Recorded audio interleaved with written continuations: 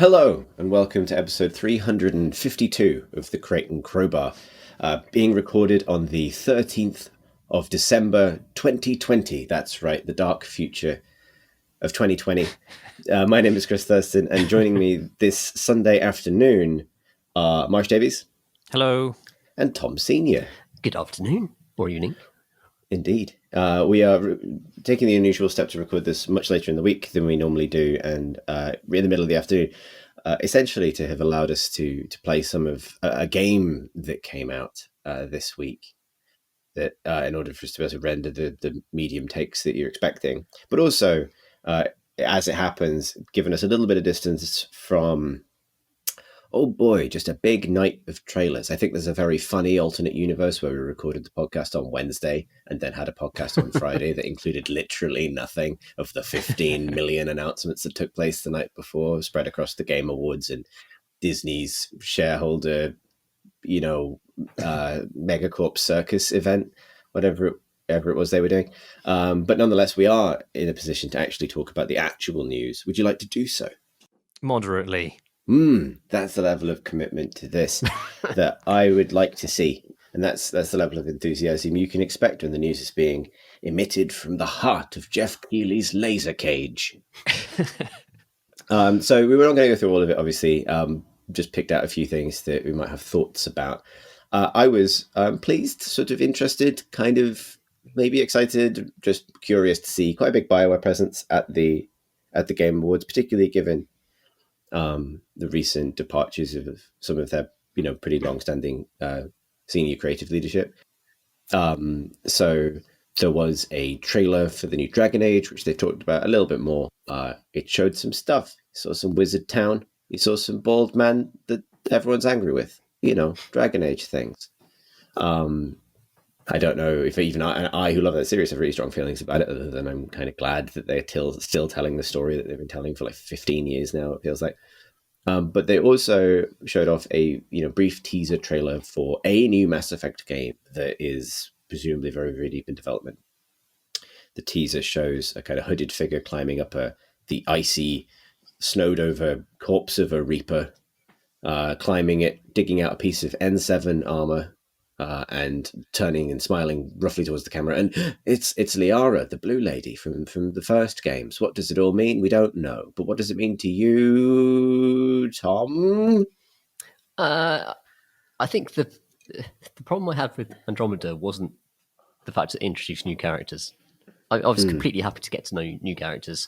And I understand the instinct to go back to that old universe and, that everyone's familiar with. But I think I don't know. I'm excited. I'm interested. But at the same time, they still could be brave with that series, perhaps. But that's a very big thing to say based on a very tiny teaser trailer. I don't want to launch into a big take here, but I wonder if... Okay, here we go. A couple of years ago, I think there was a general sense in the air, particularly when it comes to big, franchise pop culture, that people want sequels and new things, but they don't want the exact same thing again. They want a reboot or an origin story or a reimagining, or something that challenges the original thing. And I think you get some good stuff and some mixed stuff out of that process. You got Andromeda, which felt the need to respect the ending of the original trilogy enough to move somewhere completely different. You get things like, I don't know, I'd also pull The Last Jedi and, Rogue One in Star Wars into that. Rogue One being an interesting example because it's we're going to do this. We're going to do something that is reminiscent of a part of Star Wars people are nostalgic for, the Rogue Squadron novels, that kind of thing. But we're not going to make it literally that. That's too far. We don't want to we're not just going to do fan service. We're going to kind of bring some of the names back, but they'll have a new context. We're going to bring some of the ideas back, but they'll be presented very differently. And then a couple of years has passed. And it feels like while that approach has yielded some successes, I would point to things like Joker, for example. Regardless of how you feel about it as a movie, it's like a reimagining that people kind of flocked to. You now have, I think, and this was especially evident that night, I think, on Thursday night, no, we're just going to do the thing again. We're just going to do the old thing again, actually. Mass Effect is not going to... We know you just want to see the old characters again. You want another adventure with Garrus, probably. So, yeah, here he is, probably.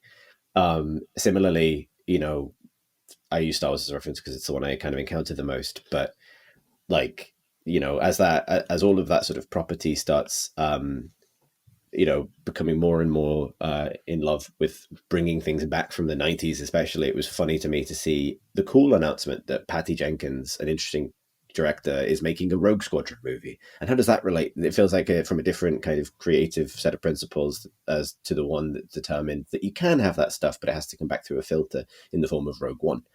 And so, yeah, I think this is maybe going to be pertinent to the big game that is looming over this pod. This idea of like almost sort of just giving in and giving the people what they want in terms of nostalgia. And I kind of hope that I'm wrong in that case about Mass Effect, but I didn't think there was anything in that trailer that communicated anything other than, hey, remember this? We're going back to the thing that you. Well, here's the funny thing. It's like, it feels like saying we're going back to the thing that we made when you weren't angry with us, but it's worth remembering that the gamers were incredibly angry at BioWare They really were. previously. Yeah, I mean, Liara may as well let down into the snow and dug up a little letter that said, "We're very sorry about Andromeda. Would you prefer this?" I think that's a really interesting point about nostalgia. I think like often entertainment reflects the current moment in the sense that it like entertainment at the moment is seeking to comfort people in this time of deep unease, and that actually maybe a lot of the kind of creative direction is going back in terms of like going back to like comfort food, like Liara and the old characters that you know in Mass Effect. And also thinking about The Mandalorian, which I've been watching recently, which is a great show, but is also just kind of leaning into fan service more and more as it goes along. And I think I've really enjoyed that stuff. But I think like you don't see a huge amount of risk taking in entertainment at the moment, because I think everyone just just wants to watch something calm and nice that they understand. Maybe I'm overreading that. I don't think you are. I think there's a combination of like there's a risk averseness in terms of, I think, wanting to play to those very vocal fans. I suspect. I do wonder if, to some extent, I think this is a very relevant subject at the moment. We're kind of seeing the after effects of exhausted creators responding to the degree of personal backlash they can receive online in some cases. Right. Which is a relevant subject this week. I think the other side of it is that the side that sort of redeems this, and I wonder if this is like holds overall, is like I'm sort of cautiously happy with the way some of these things are being handled, simply because particularly in the cases of like Mandalorian, for example, interesting creators are being given the reins on that stuff, and a lot of the craft of like traditional filmmaking is evident in the way that stuff is executed.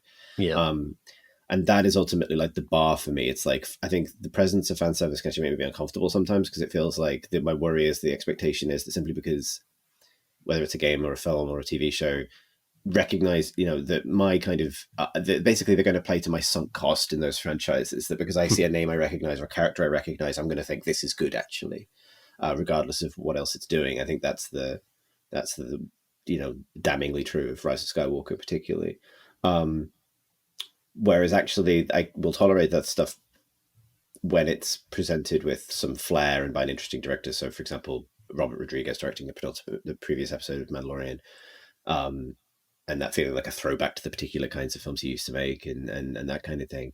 Yeah. The case and does it mean that I wouldn't rather have something new with that craft? Probably. Do I understand that, as you say, big comfortable nostalgia is the thing right now, and that is what ultimately provides the financial stability, or the kind of sense of stability that allows big studios to subsequently take bigger risks with who they give control of shows and what the content of those shows can be?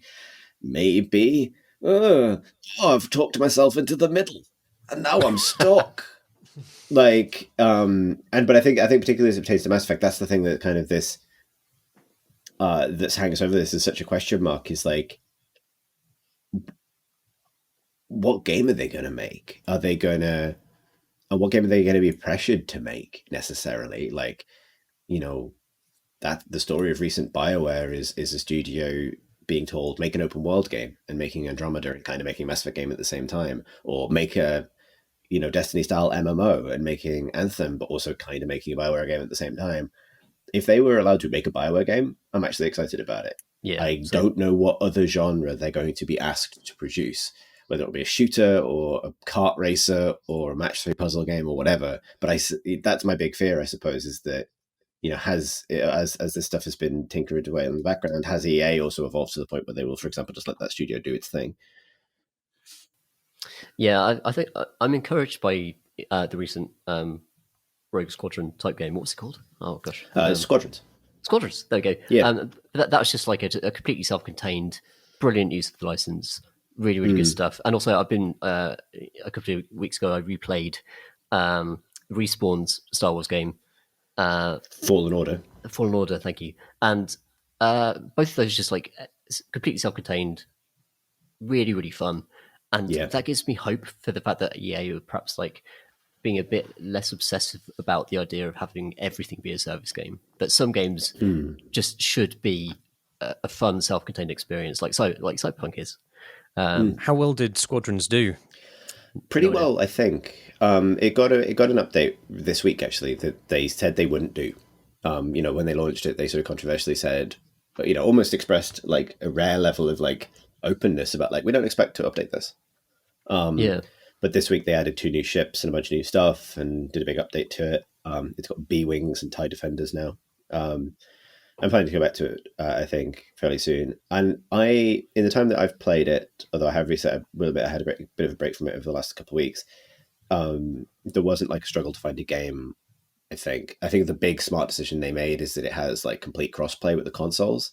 And I think that was like to have, I think, not to go too off topic, but I think if you're launching a fairly niche multiplayer centric game, which we've talked about a lot on the podcast in terms of how doomed they tend to be, the smartest decision you can make is not subdivide your player base by platform. Absolutely. Like there is one cohort of Squadrons players, and it seems to be big enough to keep that game ticking along. So yeah, I think it did reasonably well. I wouldn't. I hope it gets more support because I think they built a really strong core and certainly delivered on fantasy. And I think you're absolutely right, Tom, that it points to EA's willingness to make a game without maybe also requiring that the developers hook into some broader industry trend, which seems to be so often the thing that trips them up, whether that's Battlefront's implementation of loot boxes, for example, right before that stuff got kind of heavily litigated, or all the, and as is most kind of tragically apparent in the story of BioWare over the last decade, really, where I would say that their last unqualified success really was Inquisition. And even then, that was, as has been subsequently discussed, heavily burdened by the requirement that they use Frostbite, for example. And that, it's almost like, I think that's the whole story is like, with EA games, particularly over the last decade, like identifying what the millstone is that the developer has been asked to carry.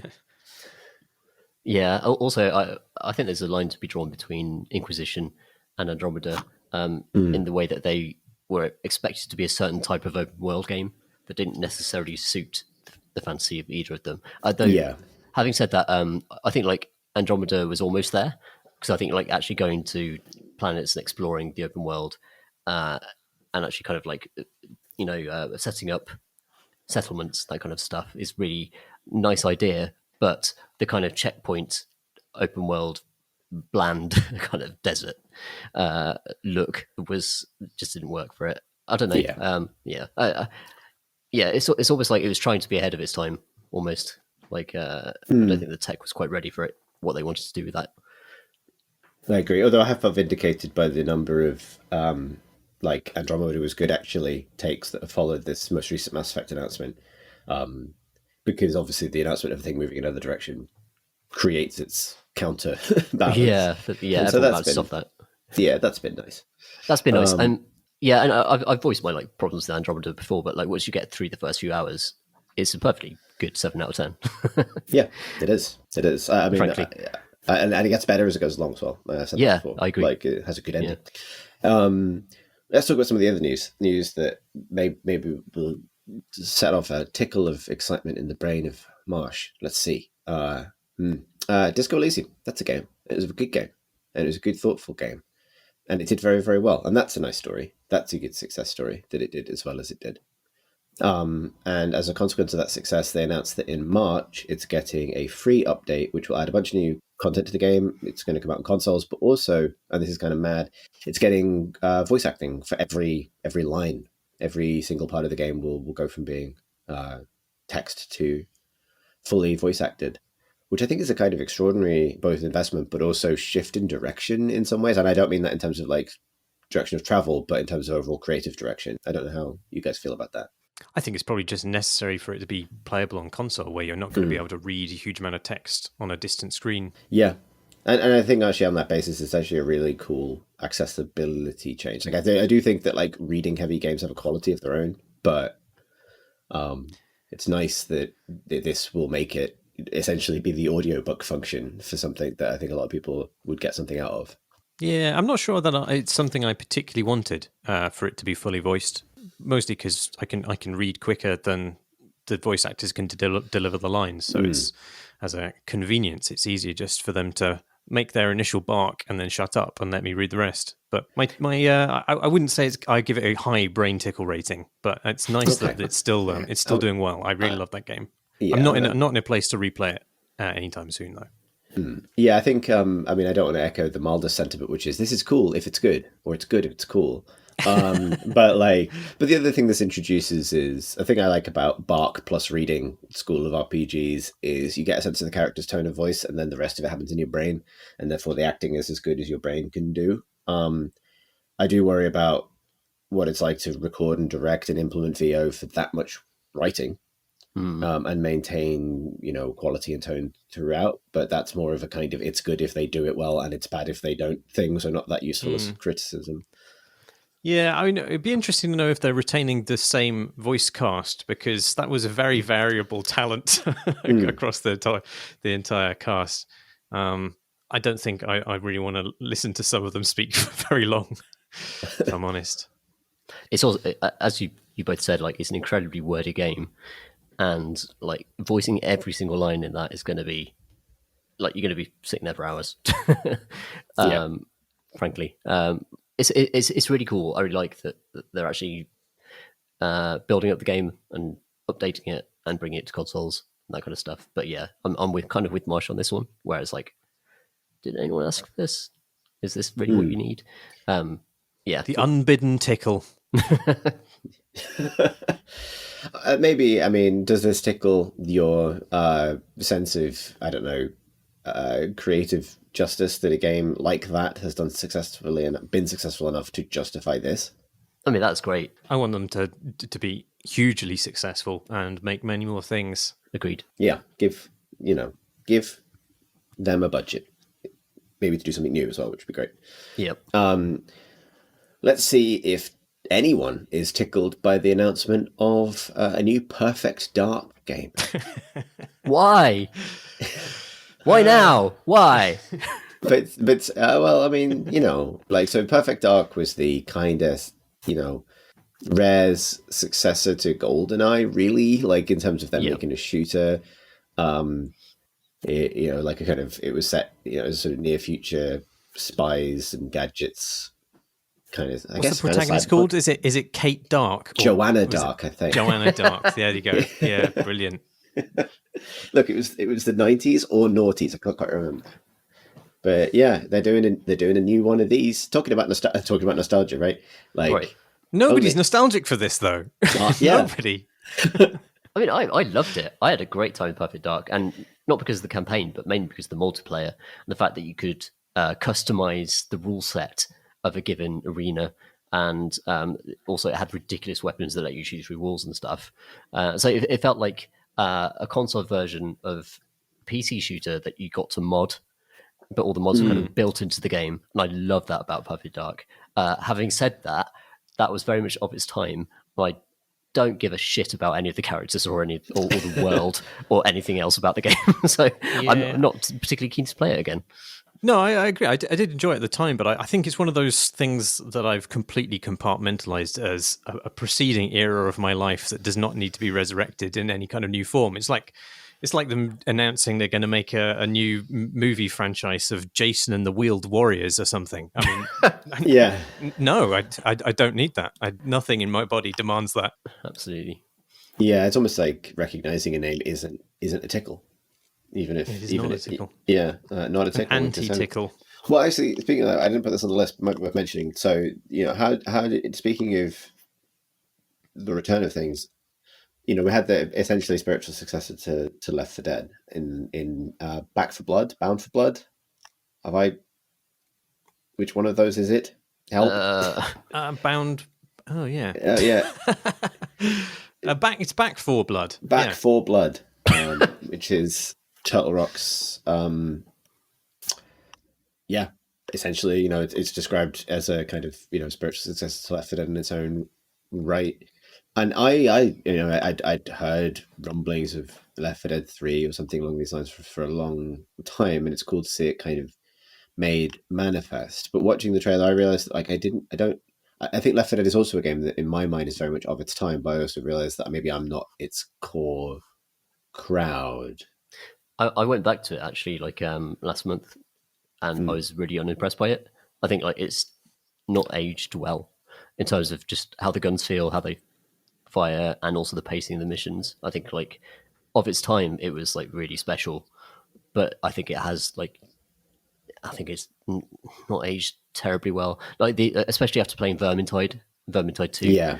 I think that those are the spiritual successes that really kind of pick up the baton of Left 4 Dead and move it forwards a bit. Yeah, so it'll be interesting to see what they do with it. Because it did seem to have a bunch of new kind of ideas in terms of big monsters that can change the environment, things like that. So I think there's a degree of benefit of the doubt, but I kind of agree. And actually, that's a really good segue to the last game that we were going to mention that was kind of shown at this week, which was kind of the first footage of Darktide, Warhammer 40,000 Darktide, which is Fat Sharks.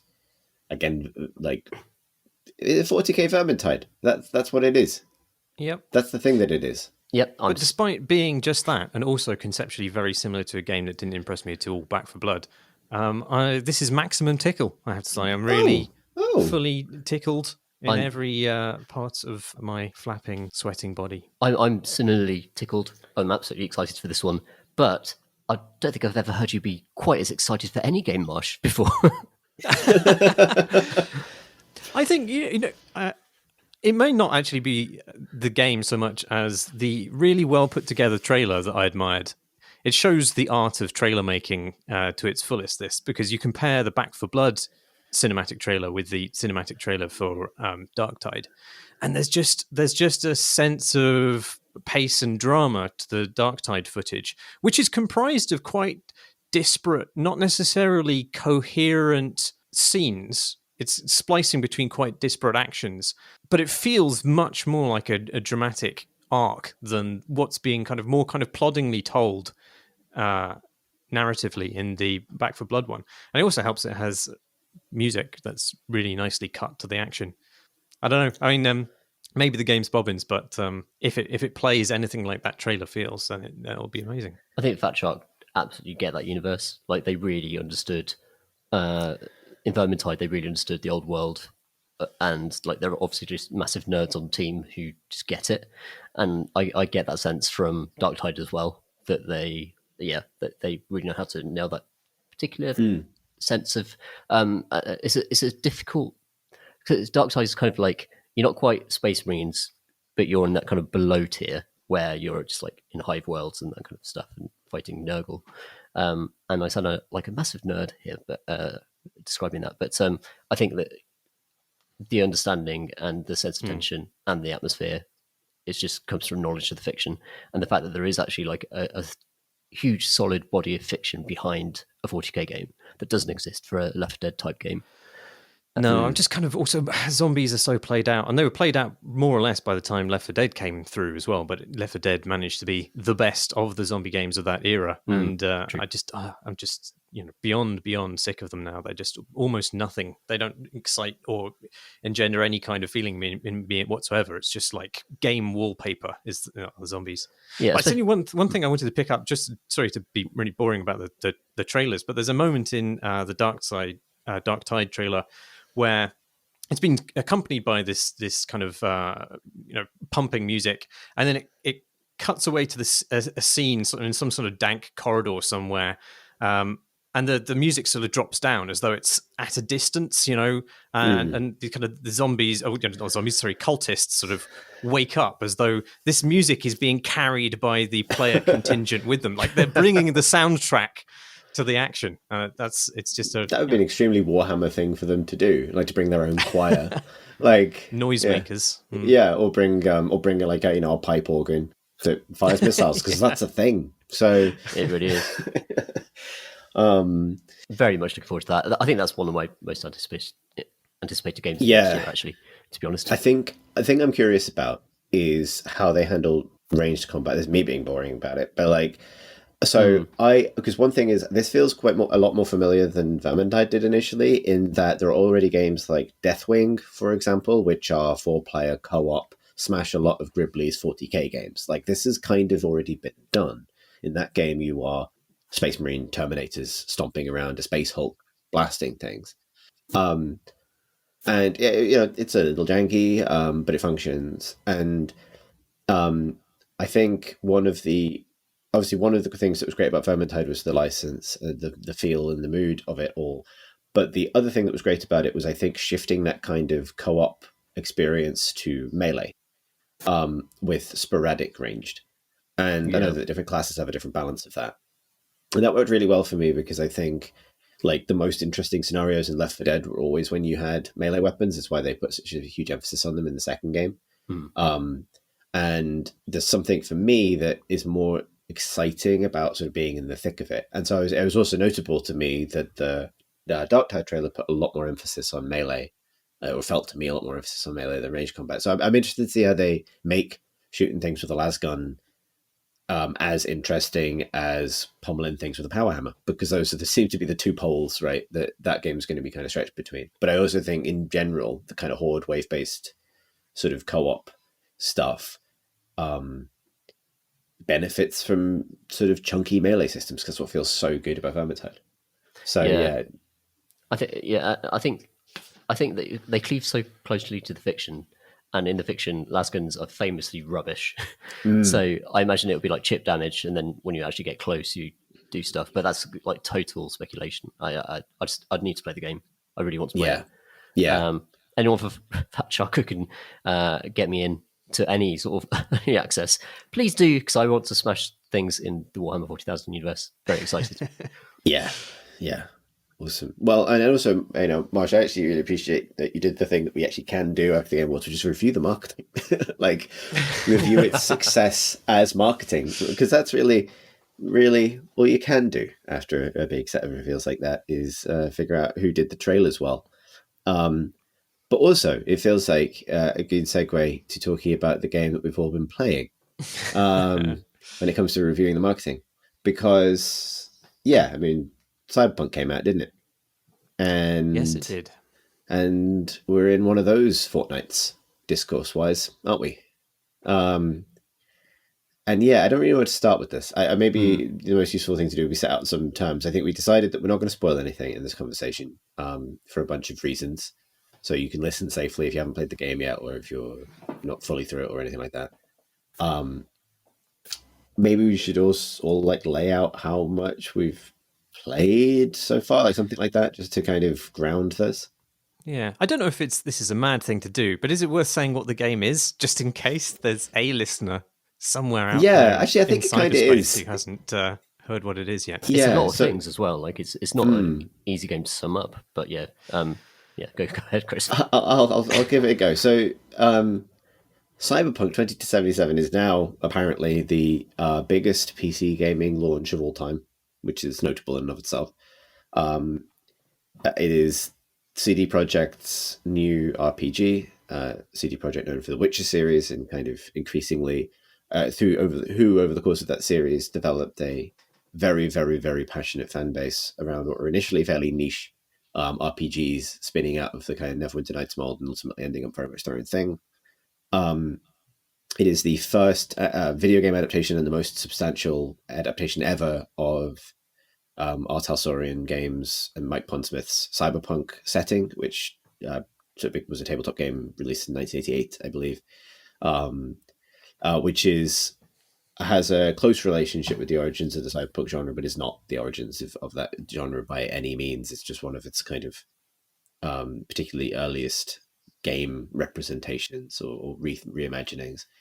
It's had a sort of interesting journey of itself, and the game itself is I would describe it as like just taking budget and production values and aside for a second, it's effectively what you'd get if you married something like Vampire the Masquerade Bloodlines or an Obsidian game from 15 years ago to GTA. An open world first person role playing game, effectively about managing life on the wrong side of the law in a reimagined LA, effectively, while you also contend with a wide cast of characters, variously deep or not RPG systems, and the absolute bucket load of jank that comes with trying to make a game when you're Obsidian. I think that's actually another thing that's worth just getting out of the way before we delve into the rest of the discussion is how many months would you guys say it needed more in development? 6 to 8. Assuming quite unnecessarily humane working conditions. 100% 6 to 8. Yeah, I would say a whole year probably. It just not just because there are bugs, but because there's a fucking ton of bugs. It's probably the most hella broken game I've played since Vampire the Masquerade Bloodlines, which was famously not functional. But I think there's also just a lot of design work that needs to be done to get the game systems to link up, or in some cases exist. Work. Yeah. And it feels like a lot of the stuff. I mean, I know you could probably speak to this, but it feels like the product of a large number of quite siloed development teams working on their own segment of this world, and project management hasn't quite wrestled that into a coherent whole. Like fundamental stuff, like there isn't, a pedestrian vehicle or combat AI that can cope with the situations, environments it finds itself in, or the level design doesn't really look at the system design, on the upgrade system doesn't seem to have really much bearing on what else is going on in the world. None of it really is there, and it feels like maybe another year, a whole year of development would have. Some of those things you described there, Marsh, are like fundamental design issues. Like it's not something you could patch. Like it's fundamentally like when they started the project, that's what they should. Yeah, I think that's why I would call it 6 to 8. I think the 6 to 8 to get it to a point where it kind of does the things it's setting out to do. And I think Marsh is also right that like 3 months after that, or a year after, or 6 months after that, I could imagine the patch that like we had time now to rethink some of this design, right? Like it is so retro in its way, in so many ways, and that's one of the reasons I call back to Bloodlines, like because it feels like one of those RPGs from way back when that you would maybe try and get it working when it came out, give up, and then get the gold edition, 2 years later for 10 quid from the bargain bin at Game or Electronics Boutique, and then it would work, or the community would fix it. It's one of those, and I think there's so many different angles to take on this. I feel like we've just started off down a bunch of different roads at the same time, but one of them is that it is an incredibly strange thing to encounter that feeling, which I associate with some of my favorite games ever made, alongside the kind of audience expectation, marketing, industry focus, discourse that you would associate with a Rockstar game specifically, I think. Like with what people expect from a GTA on launch, married to a game that's much closer to what people expect from like Fallout New Vegas at launch. Yeah, right. That's wild. And like, if you asked me like, would you rather play Fallout New Vegas or GTA 5, it'd be Fallout Vegas every single fucking time, even at launch. Because maybe I'm a bit alone in this, but I hated GTA 5 single player. And so there's always going to be reasons that polish doesn't do everything for me. But it's strange to see those two things trying to occupy the same space. I think so we've kind of front loaded with like a lot of the negatives, which we'll get back to. But I just wanted to kind of like throw some positives in that I think there's some brilliant character writing in this, and there are actually in a world that on paper Night City is the ultimate nihilistic kind of futuristic fantasy where people die and no one cares. But in this game, like I've experienced, like actually, there are great characters who care about their families and they care about their origins and like where they come from, and that's a constant theme throughout the game. So I feel like there's some actually really good writing and good characters in this game that I've really enjoyed interacting with, in spite of the bugs and the crashes and all that stuff. Let's zoom out a little bit, because I think you're right, and I think it's going to be hard to kind of like try and pass this out. So maybe go back to that original way of kind of front loading this. Like, well, Tom, like, you know, how much time have you spent with it now, and kind of what is your overall feeling? Like, taking it all together, I guess the only way to structure this. Yeah, so I've played about 10 hours. So I've gotten out with kind of the quite roller coaster intro 2 to 3 hours where you're pretty much, you know, going through a set amount of missions. And now I'm actually like able to take on different jobs and roam around the city and actually explore, and it's become an open world. And yes, I'm really enjoying it. I really like it, I think. But yeah, how about you guys? About 20 hours in, I haven't really done anything other than the main quest line. And I'm having a terrifically good time with it.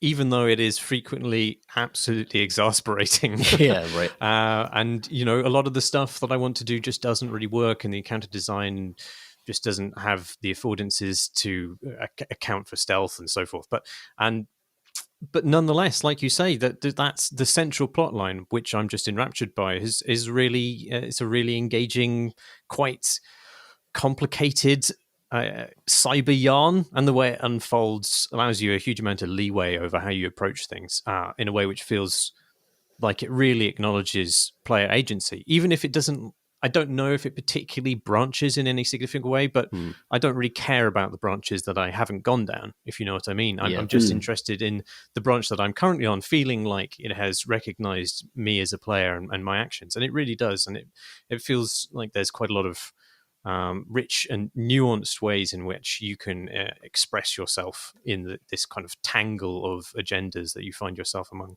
Yeah, and I found myself like comparing it to GTA constantly because it's such an obvious reference point. But the way that, like, as Chris, I think you alluded to earlier, like GTA is this soulless, horrible, cynical, making a joke out of everyone thing. Cyberpunk is not that at all. Like it really celebrates people's identity, and I've There's a lot of heart, isn't it? Yeah, and like heart is such like a general term, but that's really true, I think, for Cyberpunk. And also, it's kind of crystallized some stuff that I've been thinking about for years about multiculturalism, which I will get into later. So for my part, I've only played about 5 hours of it now. I have not had, it's been interesting to encounter a game like this that at one point in my life, like these were the games that I kind of lived for, really, and meant a lot to me to be able to like sink into one, basically, at length. I knew that life doesn't really work that way, particularly at the moment, and I haven't really been able to ever play it for more than an hour at a time, and I think it's not the game that you only spend an hour in and jump out to do something else. But also, as I kind of spent some more time with it, I realized that, and I'll talk about the positive, but there's a lot of jank, and I don't feel like I need to push through the jank to get to the game it is under the surface, i.e. something I'm quite attached to. So my decision has been, like, I am overdue an upgrade at this point on my PC. It's been 5 years, so early next year or soonish, I'm going to, order a new PC. I'm going to wait X amount of time, whatever it takes, a couple of weeks, month or so, for like those first kind of significant patches to roll in, and then I will play it. And so what that has left me with is a kind of comfortable feeling of treating this first half a dozen hours, first couple of missions, as a kind of getting to know you thing, partly for the purpose of having my own opinion about the game, but also something I've always done with games like this, where I do want to kind of sink into them eventually, which is get a feel for what my initial decisions actually mean, so that I can go back and come back in with the sense of my character that kind of is appropriately tuned to the game they've actually made, not the one I was expecting. So with that being said, so my answer in that regard is like, I've played 5 hours of it and I'm going to stop now, which is a kind of, because I do think that it probably will be the game it needs to be in 3 to 6 months.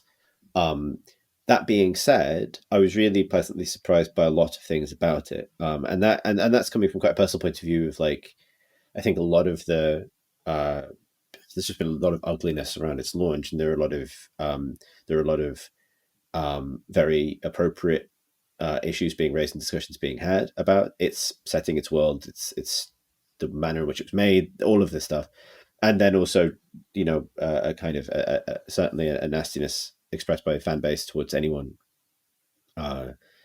criticizing the game, etc. And so trying to come at it on its own terms, and then being pleasantly surprised by, as you guys have said, its humanity was one part of that.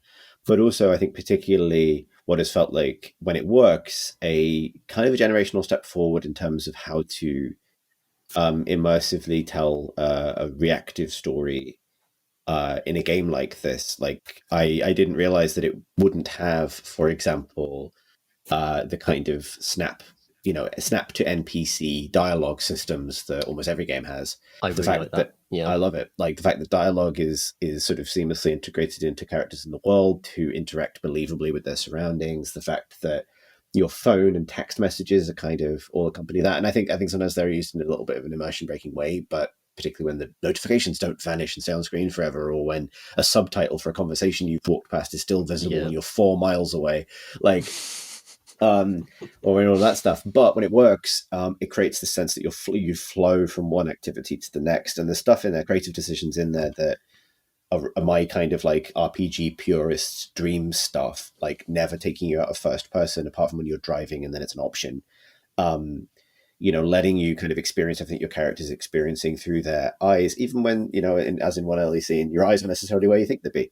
And playing with that, and the sort of diegetic incorporation of all of its technology, which obviously it's uniquely able to do given its setting, into the UI and all of these elements, all of that stuff is really strong. And I think it's one of the things that, as you said, Marsh, means that even if the story doesn't branch tremendously, it feels like it's reacting to your decisions in meaningful ways. And it feels almost uncanny sometimes, the way that things you've decided to do sort of a flow into the course of otherwise very kind of intricately directed moments. And that feels great when that works. That feels like how you imagined conversations in something like Bloodlines were playing out, when what you were actually seeing was like a close zoom of a old Source Engine face going through the same 2 emotes. Like that, and that feels genuinely amazing. And I think my favorite parts of it so far has been basically just those moments, those sort of scenes in bars and clubs and, dens where you kind of interact with characters and emerge with your kind of new objective or something, and then driving slowly through the city at night, kind of taking in the kind of incredible sense of place. And also the as you have said, the humanity on display. And I think between those two things, they capture something that I will probably return to, because I think we've maybe holding some of the spicy takes in reserve at the moment. But like the heart for me, because I've run the tabletop game. I ran it for PlayStation a couple of years ago for a video series. I'm fairly familiar with it, and I think the heart of it as a piece of cyberpunk fiction, even though it's very retro in a lot of ways, and it has its own deep nostalgia for the 80s, really. The heart of it, whether you agree with this or not politically, is always that it's not really about challenging the system, the horrible system that contains and encloses people. It's not really the game about overthrowing the mega corporations or really changing the system. It's the game about what people do when they live in a system like that. I think surviving. Mike Pondsmith, I think Mike Pondsmith has given the example a couple of times that one of the baby's first cyberpunk adventure scenario that is often trotted out is basically about protecting your apartment block from a real estate developer, but with cyber guns. And but those are the sorts of stories that cyberpunk always boils down to. Like, some people want to do a thing, but they're thwarted by each other and the system. And there's a limit on their power in terms of how much of that they can change. It's just who survives and who takes care of who, and how does it affect the actual people who live in it. And actually, for the game, which I expected to go off on one in a massive way in terms of the big mythology of the series, or the big kind of those, much bigger kind of cyberpunkier kind of epic stories has a really nice, at least at the start, attention to just the day-to-day experience of people and like what it means when people are decent to each other versus dicks and all of that. And I think that's really successful. Sorry. It's all that stuff that GTA is absolutely missing. Yeah, but you know what I mean. Like, just doing a parody. This isn't a parody. Like it's something different. And I think like particularly what you described, that tension between the sort of urge to change the whole system and revolutionize everything versus just surviving is actually very well explored in the game, based on like Johnny Silverhand and I'll say no more about it because I think it's something everyone should discover. But I find that relationship really fascinating. It's the idealism versus the pragmatism of just existing in this city is really good. Yeah. There's some very, very interesting characters in the game, Johnny Silverhand being one of them, and what they represent is actually quite complicated, and they're not necessarily just simply ciphers for one political position or another, which is often the case with these sort of RPGs. They are quite conflicted and neurotic, and they don't necessarily do things which are consistent, and even those inconsistencies are acknowledged, and it paints a picture of there being no obvious solutions to this terrible state in which humanity has managed to get itself into. That said, I do think that despite it having... The game is sort of in conflict with itself in terms of its tone, because while it does avoid some of the kind of more glib GTA-esque pastiches stuff, and it does have these characters who feel quite rounded and have heart and enjoy community and other things, wholesome things, there is a very obvious edgelord side to it, which is pretty obnoxious, and it's so adult it is childish at times, I think. Yeah. And there's obviously this stuff has been picked up in the pre-release, and the game has been lambasted for this stuff. I don't think it typifies the tone of the game as a whole, because this is a huge game and there's lots of parts to it. As we've said, there's some quite deep and meaningful stuff going on. But it's hard to put aside some of the stuff which just whiffs of casual sexist, male gazeist stuff, and there's just there's an item description for a Warhammer, some kind of tech Warhammer that you find a woman carrying, and it says it's made for a woman, but it won't fit in a handbag.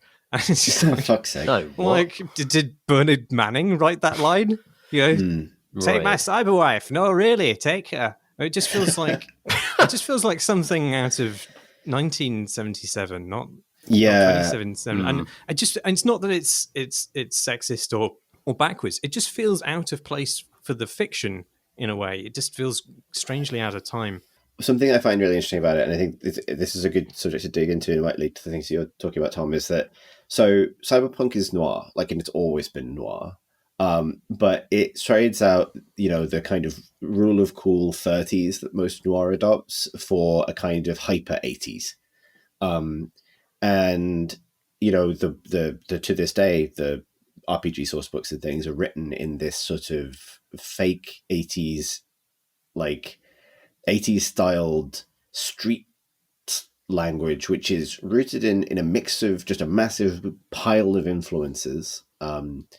Some rooted in a real sense of how people talk, and other in just like how people talk in comic books, how people talk in 2000 AD, how people talk in Judge Dredd, all of this kind of like that very extreme with a big X kind of 80s, 90s nostalgia, which is an aesthetic in and of itself, right? Like there's a vibe there that you might not like, but is sort of in and of itself not necessarily incorrect, just by virtue of its existence, but it is.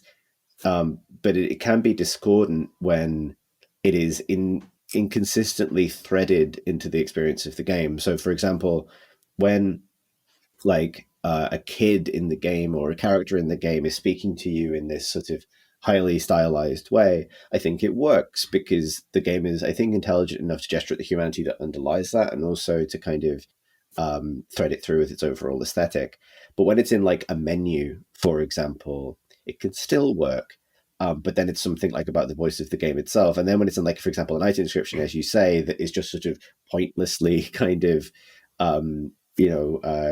backwards feeling for no discernible reason. I think it doesn't work, and I think that's a really tricky balance to strike, and also a tricky thing to like the question I always think about is like, people want different things from their sci-fi, obviously, and they want different things from their presentations of the future.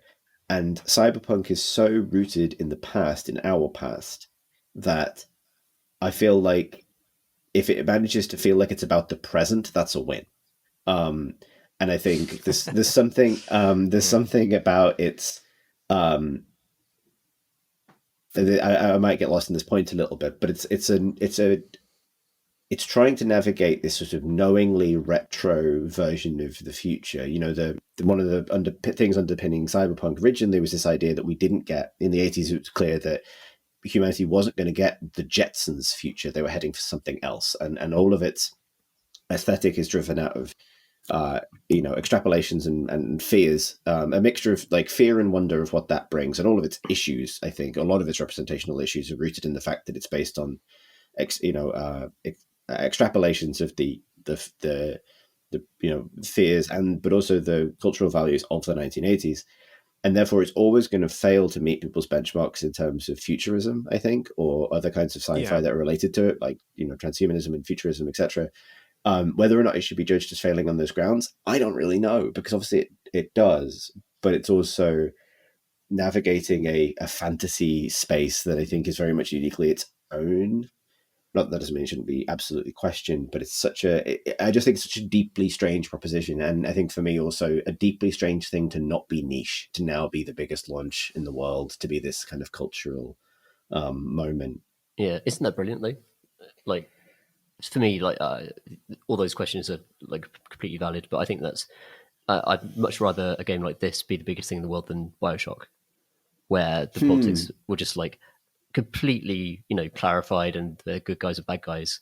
And I'd much rather this interesting piece of, I was about to say text, this interesting piece of media that actually does have layers that you can investigate. Yeah, I feel like I haven't played enough of it to comment in that regard, because I really want it to get people thinking about it. I think my sort of big thought about it, I guess, is that it feels comfortably conservative in its notion of a notion of cyberpunk, and obviously there are many takes to that effect online at the moment, but I don't think they're wrong either.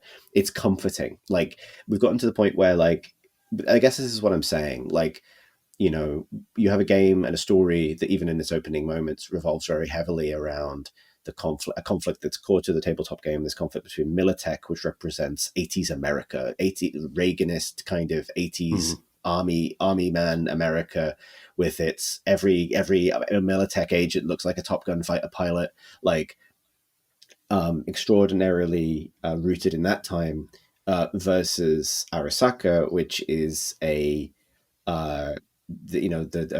same sort of Japanese corporate trope that occurs in almost all cyberpunk fiction as a result of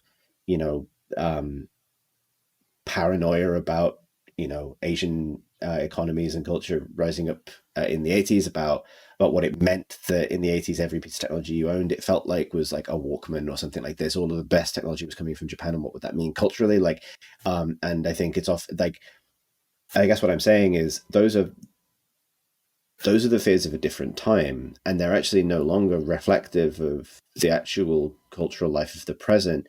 What they've gained instead is a kind of retro cachet that people enjoy, and that's such a wild thing to occur in the course of in the course of only 30 years, really, and particularly for that to then be the big thing that everyone's talking about now. Like, that's really interesting. There's definitely the retro element rings completely true for the Japanese characters and the Japanese organizations in the game. Though I would say that like, those themes are recurring today with China, and the paranoia about technology coming from China. I think that's like that is a perennial, ongoing concern, and it's a type of xenophobia, and it's a type of kind of paranoia that I think is still relevant, and it rings quite well through the game, I think. Yeah, like I said, I don't think I played enough to know if it comments on that stuff at all, or kind of adds complexity to it? No, I wouldn't say it comments on it yet, based on what I've said. Again, like actually, one of the things I like about the game is that it doesn't judge too much. Like, it doesn't like say, oh, these the Japanese people are bad, or the Hispanic gang is bad. Like, it's not like that at all. Like, it's all, you get to know all of them, and you're just kind of like juggling your life in between all of these different factions and these different purposes, and you can empathize with all of them apart from the corpse who are just pure evil. But are they? Who knows? Yes, they are. As far as I could tell. But that's kind of what I like about it. Like, it's more, there's more depth to it than The Witcher 3, for example.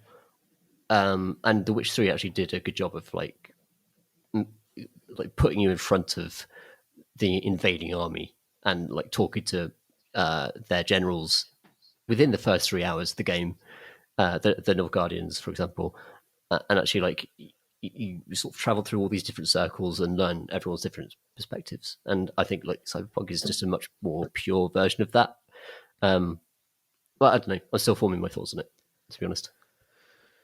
Yeah, I think the interesting thing you raise about it being simultaneously this 80s nostalgia and also being some sort of vision of the future is that the game frequently, and this is true of not just Cyberpunk, but a lot of dystopias, has its cake and eats it. Because it can distance itself from some of the kind of more noxious stuff from its sort of 80s setting by saying it's a pastiche of Cyberpunk. And it can also distance itself from, for example, its presentation of exploited, commodified sex by saying, well, isn't it terrible that people are forced to do these sort of prurient things at the same time as obviously titillating the player. And I think that sort of, it's a hypocrisy. That sort of hypocrisy is not at all ultimately justified by the game, or even really acknowledged or explored by it, I don't think. I don't know that it's worse here than in other games. I think its attitude towards its presentation of sex is very adolescent and confused. At the same time, it feels sort of like a sideshow to really what the game is about. I don't think it shouldn't be criticized for that, but it does feel like even though the sex is very in your face, it feels like it is ultimately a kind of a lesser part of the game's purpose. But I think like when a game presents an open world and it's obviously like politically charged, these things really matter, and they'll particularly matter to certain members of the audience who are playing it. And I agree with you that like a lot of that presentation is adolescent and is about kind of like conquest. Rather than actual like relationships and stuff. But I wonder if you like could expand on what you just said, Marsh, about like those themes and why you found them particularly immature. I think its presentation of nudity is interesting because off the bat you recognize that the game has full uncensored nudity in it, because when you create your character, your character creator presents you with a nude character with several different penis options, different nipples that you can select. And yet, in a later cutscene in the game, you are depicted in the shower, and you have pants that you cannot remove. You're otherwise naked, but you are showering in these sort of ironed-on pants. And I don't care that it's inconsistent. I wasn't desperate to see my own genitals in the shower, but it just feels like the game doesn't quite know how to commit to. It's not trying to be honest. There's some dishonesty with itself there. Like it's saying, oh yeah, look, we've got dicks, and then at the same time it also shies away from presenting it in certain contexts within the game. I think it feels just really confused, like adolescent would be, I guess. Also, do you know that wasn't a bug? I'm pretty sure it isn't a bug. Well, you know what I mean. But you know what I mean. That's the other kind of uncertainty I think that gets introduced. Yeah. But there's only like this happens so often in fiction and films and stuff. Like there's people don't want to show male genitalia, but they're happy to show naked women, and that's absolutely a theme throughout Cyberpunk. As far as I've played so far, and yeah, you're right, Marsh. Like you can actually you can set your dick to medium size if you like and look at it on this screen, but it will never appear again. And yet like 2 hours later you're lifting a naked woman out of an ice bath, and it's all on show. And there's a kind of inequality of like if you're going to do it, it should be, I don't know. Yeah, I think that I was thinking about the thing that made me think of quite a bit was Blade Runner 2049. Blade Runner is enormously influential, obviously, on the original Cyberpunk, and I think 2049, and but also I think the original Blade Runner has the commodification of female bodies as a similar point. I thought 2049 was one of the things it did well. Like the thing I like about that movie is everyone is very, very, very, very tired all the time, and they seem really tired of the endless marketing and commodification of bodies and technology that is being directed at them at all times, right?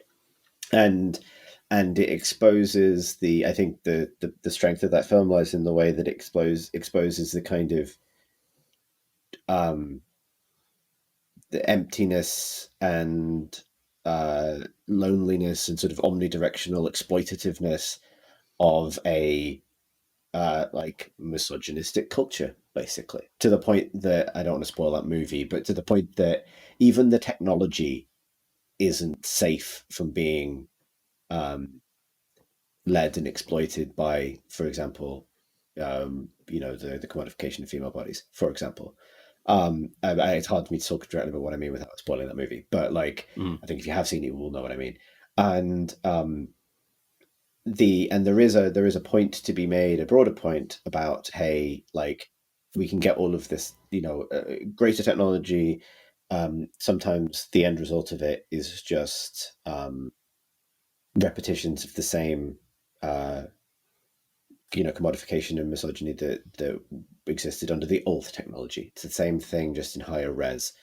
And it's exactly, nothing that is the dystopian view of tech, right? That we take all of our existing shit and then just sort of render it at greater detail when given better tools.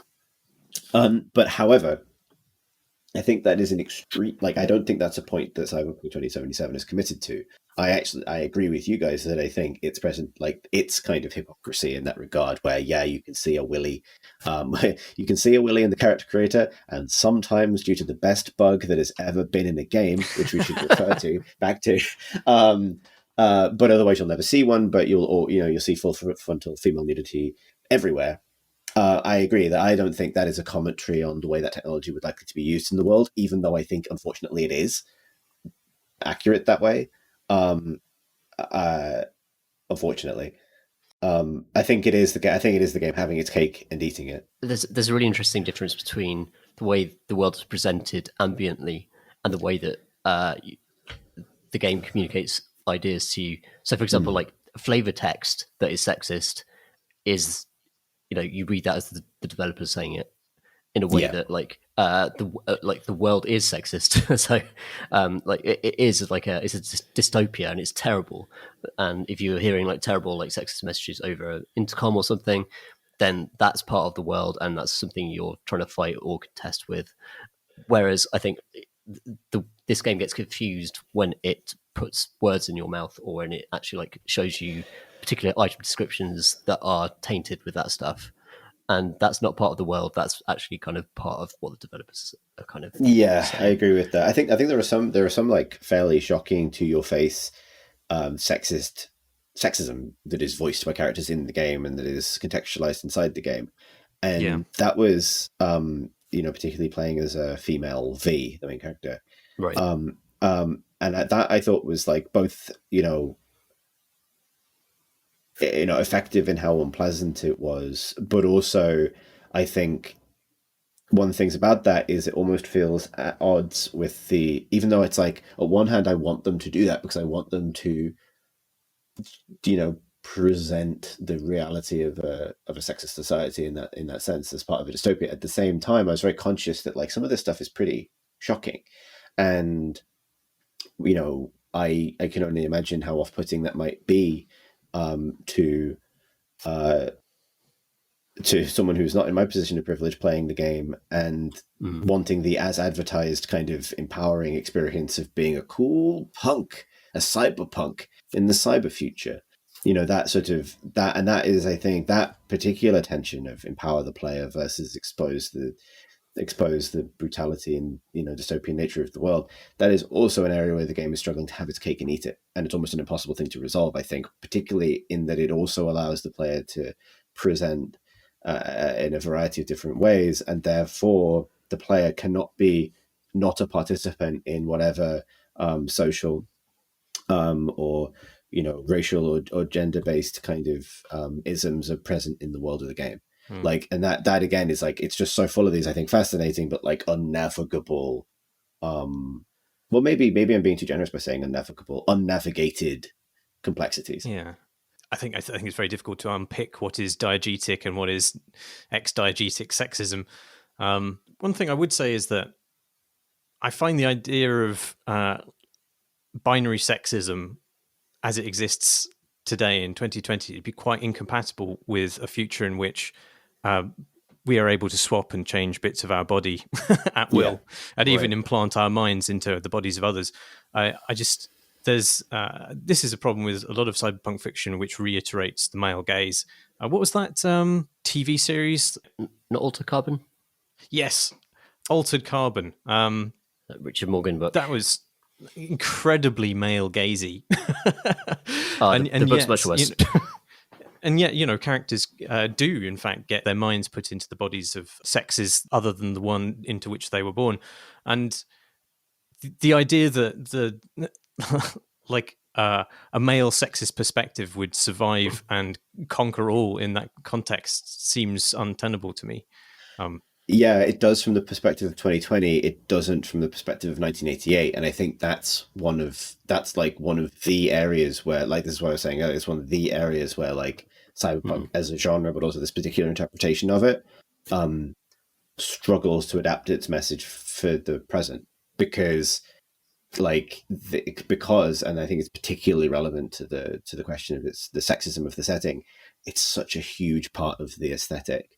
I don't know that it is, though. I mean, I think you could get away with massaging the cyberpunk future into something which is more pansexual in this kind of William Burroughs sort of sci-fi future. This Naked Lunch is a better depiction of what the actual future might look like than I think a lot of the cyberpunk sexism. Right. I'm not saying it can't be done better. What I'm saying is this game is rooted in a particular pop culture circa 1988 that has, among other things, like mostly naked robo ladies as like a central part of its aesthetic. I don't think that's not worth challenging, but I don't think there aren't better examples, and I don't think other more modern interpretations of cyberpunk haven't done this a lot better, because they absolutely have. What I'm saying is, the moment CD Projekt decided to adapt this particular thing, they inherited that, and there's a lot of intent to. There's a lot of it's the ship of Theseus element of this, of like, they didn't want to make a cyberpunk game. They wanted to make a capital C cyberpunk game. And they set out their stall immediately that actually that sort of mix of tech and violence and sex, as it was, and sexiness as it was perceived in 1988, is exactly what they were going for, because that theme is absolutely central to the announcement trailer of the game 7 years ago, where a mostly naked woman springs blades out of her arms and the cops have to come. So you can ascribe intentionality to that, and it's an intentionality to ground that element of the world in projections of our cultural future circa 1988. That's what I'm saying. Like, you can do better. You can do different. They definitely chose not to. Yeah, that's the big frustration for me, is that the setting has so much potential to actually examine identity politics, which is very much where we're going, like in the and have been going for years now, like to actually self-identify and create your own personality, and also just gender fluidity and like pansexualism, and the game just absolutely swerves away from that completely. Like, there's as far as I've played so far, there's nothing in there, but it's such a ripe kind of setting to explore that. And it's I understand, but there seems to be some sort of like aversion to actually talking about that. I don't know. Like, I think, well, it's quite a conservative game. That's the thing. yeah, right? That doesn't mean it can't have humanity, but I think that's one of the things of the current moment is the success of this game is obviously frustrating people who want it to take advantage of the opportunity that it has in the settings that it doesn't. I think one of the good things that's come of that is people who have been surfacing more recent work in cyberpunk or related genres that is far more robust in its approach to queer themes or other ideas of identity politics. This is a moment where like cyberpunk as a genre is having a moment right now, and it's not to say that a rising tide equally sort of lifts everyone up, but I think it's an opportunity for people to say, well, this game is this is the pretty conservative solid mainstream expression of this genre. While you're here, if this pricks your interest, here are other directions you can go in. Pricks your interest. To kind of explore those ideas. Not to say that you shouldn't expect it from but I don't think there's any medium where the thing that receives the biggest amount of investment or the thing that is the most successful, the thing that is the most marketed, is also the thing in the genre that's the most radical. Yeah. And that has an uncomfortable relationship when the name of the game is punk, but it's such a not to go off on too much, but that is such a, I think that's the thing about this whole game situation that is so cyberpunk weirdly is the fact that the heart of that setting really is you can't really change capitalism, you can't really change the system, and while you accrue compromise and guilt and personal responsibility for every act you take that makes you more and more kind of complicit in that system, you also can't help that. It is a depiction of people who are trapped in the middle of this big mechanism, just trying to live and trying to be entertained and trying to enjoy the wonder of technology, even as they confront the kind of the fear and the exploitation that can kind of come from it. And then you have this game which couldn't be more perfect an example of what our system can make, given the conditions in which it was created, given the conditions in which it was released. If there was a good article recently by Rob Fahey which basically pointed out that if CD Projekt hadn't been listed on the Warsaw Stock Exchange around the time of The Witcher having its big ascent, it's kind of unlikely that Cyberpunk would be pushed out early. But at the moment, that choice to enter the free market with the company basically means that further delays to this game would knock potentially billions off their share price. So they yielded agency in that regard in return for a reward. But it has this knock-on effect for their game, which can no longer be delayed. Its dev team can no longer be given the opportunity to spend more time working on it, because the cost for doing so is astronomical compared to the cost of weathering the PR hit of releasing an unfinished game. All of this stuff, it makes it basically the most it is the most. It is the product of a megacorp and the systems that sustain megacorps. And yet it is also at the end of a really difficult, shitty year for a lot of people. Probably and for a lot of people who've been waiting for a game like this for a long time, one of the most sort of robustly, lavishly, generously furnished escapes available right now, right? Yeah. Particularly when it works. And that's its promise, right? That's why people are so emotional about criticism of it. That's why people are so attached to it, among other reasons, because this is what games can be like when all that money and labor is directed in one point. And that does that mean it should exist or not? It's the late capitalist scream, everyone. Because this has been a shit year and a lot of people want an amazingly realized place to go to, and amazingly realized dystopia is a strange place to escape to. But it's amazing that's even better. But it's got fucking cybercars and cool robot arms, and everyone in there is compelling and wearing a great coat, and it's fashionable in its way, and it's compelling, and you want to sink into it, and it's it feels old school in the sense that it wants to tell you a single story that is about you and that puts you at the center rather than be hooked into whatever service thing has been dropped onto BioWare this week, to return to an earlier conversation. And yet it is also very much an expression of the system. And that is the most cyberpunk thing about it, basically. I think dystopias allow us to resign ourselves to a hopeless morality that we no longer need to engage with. I think they're permissive scenarios which allow us to act out our vices without consequence or fear of moral judgment, because the world has got to such a shit place that it can't be salvaged and doesn't matter anymore. Yeah, I sort of see a slight different aspect to that, whereas like it could be worse. I think that's the main appeal of dystopias. See, I think that is contingent on how people act in an interactive dystopia, actually. And I kind of agree with you broadly. Like, I think, and cyberpunk stuff that I've worked on, I've tried to push towards the complexities of utopia rather than dystopia for that reason, because I think it's asks more interesting questions of players. However, the notion that a dystopia simply enables you to act out as if nothing matters is not, I believe, how most people play in a dystopian setting. People bring their values and they want to see them frustrated. Like, that's the,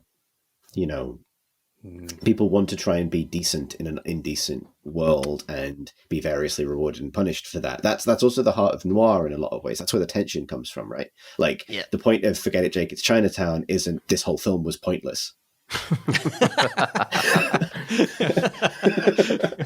I'd in response to that, Chris, that was very funny. You haven't met my sister, who in GTA 3, I believe, she just climbed onto a rooftop where the cops could never ever get her, and she just rocket launched every car that came past for an hour. Right. I mean, and I've also seen you stand on the rooftop of beautifully presented Assassin's Creed Rome and throw two-handed longswords at men in the street. So, absolutely right. And that one of my favorite gaming experiences. That completely breaks the game, by the way. Assassin's Creed 2, get yourself a two-handed longsword and just throw it, and everyone dies in one hit. It's great. Yeah, I think I think Cyberpunk sort of gets away with it more than a lot of dystopian fiction, because, as we said, it does have this sort of heart which is about community and friendships and family and survival within this terrible world. But I do think that, like, broadly, the sort of two political choices for the wider world that your character can voice are become an anarcho-criminal engaged in a perpetual futile terror war against the exploitative corpse, or basically accept that the world can never be fixed and get your slice of the corpo pie. And it sort of presupposes a world where goodness and generosity can't ultimately make a difference, which I mean, I find it bleak, but I also find it kind of unrealistic and lacking in imagination in that, like, a sort of a broader problem with, it's broader than Cyberpunk, and this is, again, true of, like, sci-fi fiction in general. I mean, this is indicated by the fact that Star Trek struggled to kind of resurrect itself and find its new kind of identity, and that there hasn't been an adaptation of, for example, like the Culture novels. But we're quite content having more bleaker scenarios, and it seems like they're only interested in going like, oh boy, the humans sure behave terribly and have a miserable time in this fictional hell that we've created for them. And, like, I just don't see that asked a very interesting question. Whereas Star Trek, which is flawed in a bunch of other ways, but it offered a much more interesting question, which is, how would the highest minded ideals be applied to solving these different tricky problems? And, like, fictions which aim to tackle problems rather than simply demonstrate how problems suck, it's just a much more interesting kind of thing. Yeah, the Mars novels are brilliant at this as well, because they actually, like, delve deep into cultural difference and how that can or can't be resolved between different societies, and also the fact that we carry our cultures wherever we go. And there's no such thing as, like, I was thinking about multiculturalism earlier, and one of the things I really like about Cyberpunk is the fact that people that kind of belong to a culture, like they might have like Hispanic traditions that you engage with. For example, when someone dies, they've got like a particular type of wake that they do, and yeah, I find that more inspiring than the alternative, which is a government just imposing a massively secular, empty kind of imposition on people. So science fiction, I think, like, struggles to deal with that. I think, like, actually it's one of the big questions in Britain at the moment. Oh god, I'm really getting off track. Is that, like, we don't, like, America has very defined communities that people openly talk about. Britain does too, but we don't talk about them. I think that's kind of an interesting thing that Cyberpunk has raised, in that when you actually like meet people from different cultures, they are very proud of their culture, and you get to know them. And I don't know, I think that's a really positive thing. Yeah, I think it's an interesting point, Tom, because I think the thing that I was going to say is that, like, one thing that's sort of interesting about it, prickly about it, I think, is its notion of those cultures, I think, as they're expressed in the world, whether it's like, and it's drawn criticism in the past for, the gang called like the Voodoo Boys and having a kind of mixture of like Hispanic gangs and Asian gangs and sort of triad themed gangs and so on, all of the stuff, all of those tropes essentially are tropes, and they're drawn again from the 80s because everything is in this game, I think. And but also I think they speak to a design sensibility that was true when the game was written but has faded since, which is there's definitely a sense around, particularly, like, I would call it like the heyday of like kind of 80s comic books into 90s pop culture, the stuff that really formed Gen X pop culture rather than millennial pop culture. One of the main differences, I think, is a much lower, a much more open sense of like that it's completely okay to kind of grab real cultures and make them perform fictional kind of backflips in your setting. I think people nowadays are much more sensitive to the kind of appropriative nature of some of that stuff. However, the flip side to that, and I appreciate this is a flip side that's very easy to articulate, being somebody whose group is not hoisted, yoinked into settings in this way, is it adds a sense of richness and diversity to the world. And actually, in fact, in a way, that's one of the things that's so retro about it. The notion that corporations would be so robustly themed based on the places they're from. It has an idea about the heaviness of corporate culture that stems from the 80s when, big kind of corporate monoliths really existed in that way. We know for a fact now that corporations are actually very agile, very slippery, very kind of, and they're capable of adjusting their presentation to match the market in which they operate, right? That's your kind of, that is, the kind of the Google, the Amazon, the Facebook way. Not that they don't have a kind of monolithic brand, but none of those companies, like, none of their logos include a big like American flag or a big star. No, of course. And therefore the 80s failed to predict what that would look like somewhat. And like, and I think you are right that there's also like a kind of, a richness that comes with having those voices in the game. It's a tricky line to walk, isn't it? It is, and it's to do, I think, with what we value in that setting as a setting. Because that's the other thing worth bearing in mind. Cyberpunk is inevitably political, both because of what it's talking about and the fact that it's rooted in the fears and ideas of a recent time in human history.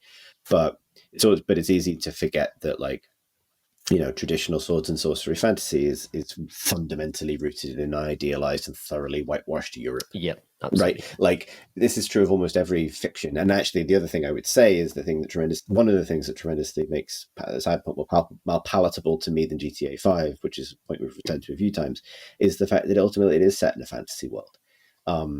It's not the real world through a kind of sardonic lens, or the real world through a cinematic lens, as GTA often tries to be. It's a full-on fantasy. It's a very political fantasy, but I don't think anything in its presentation is telling you this is a real place.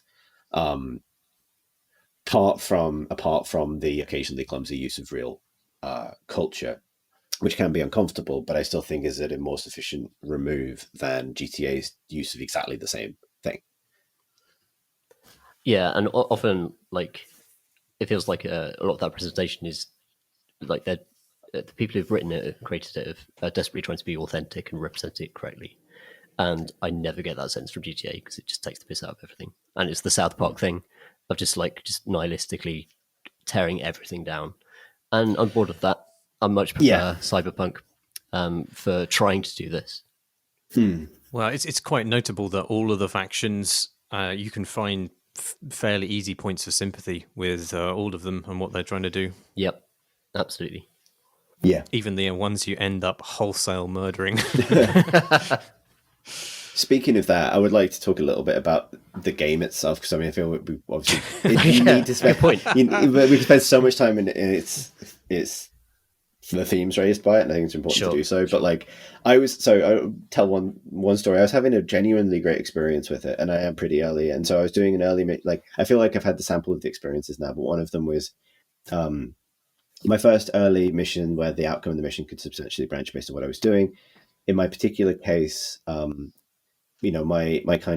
character is from a corporate background, and her attempt to kind of navigate the scenario did kind of work, but nonetheless, a massive kind of gunfight broke out as another faction invaded the place that I was kind of already managing a kind of tense standoff.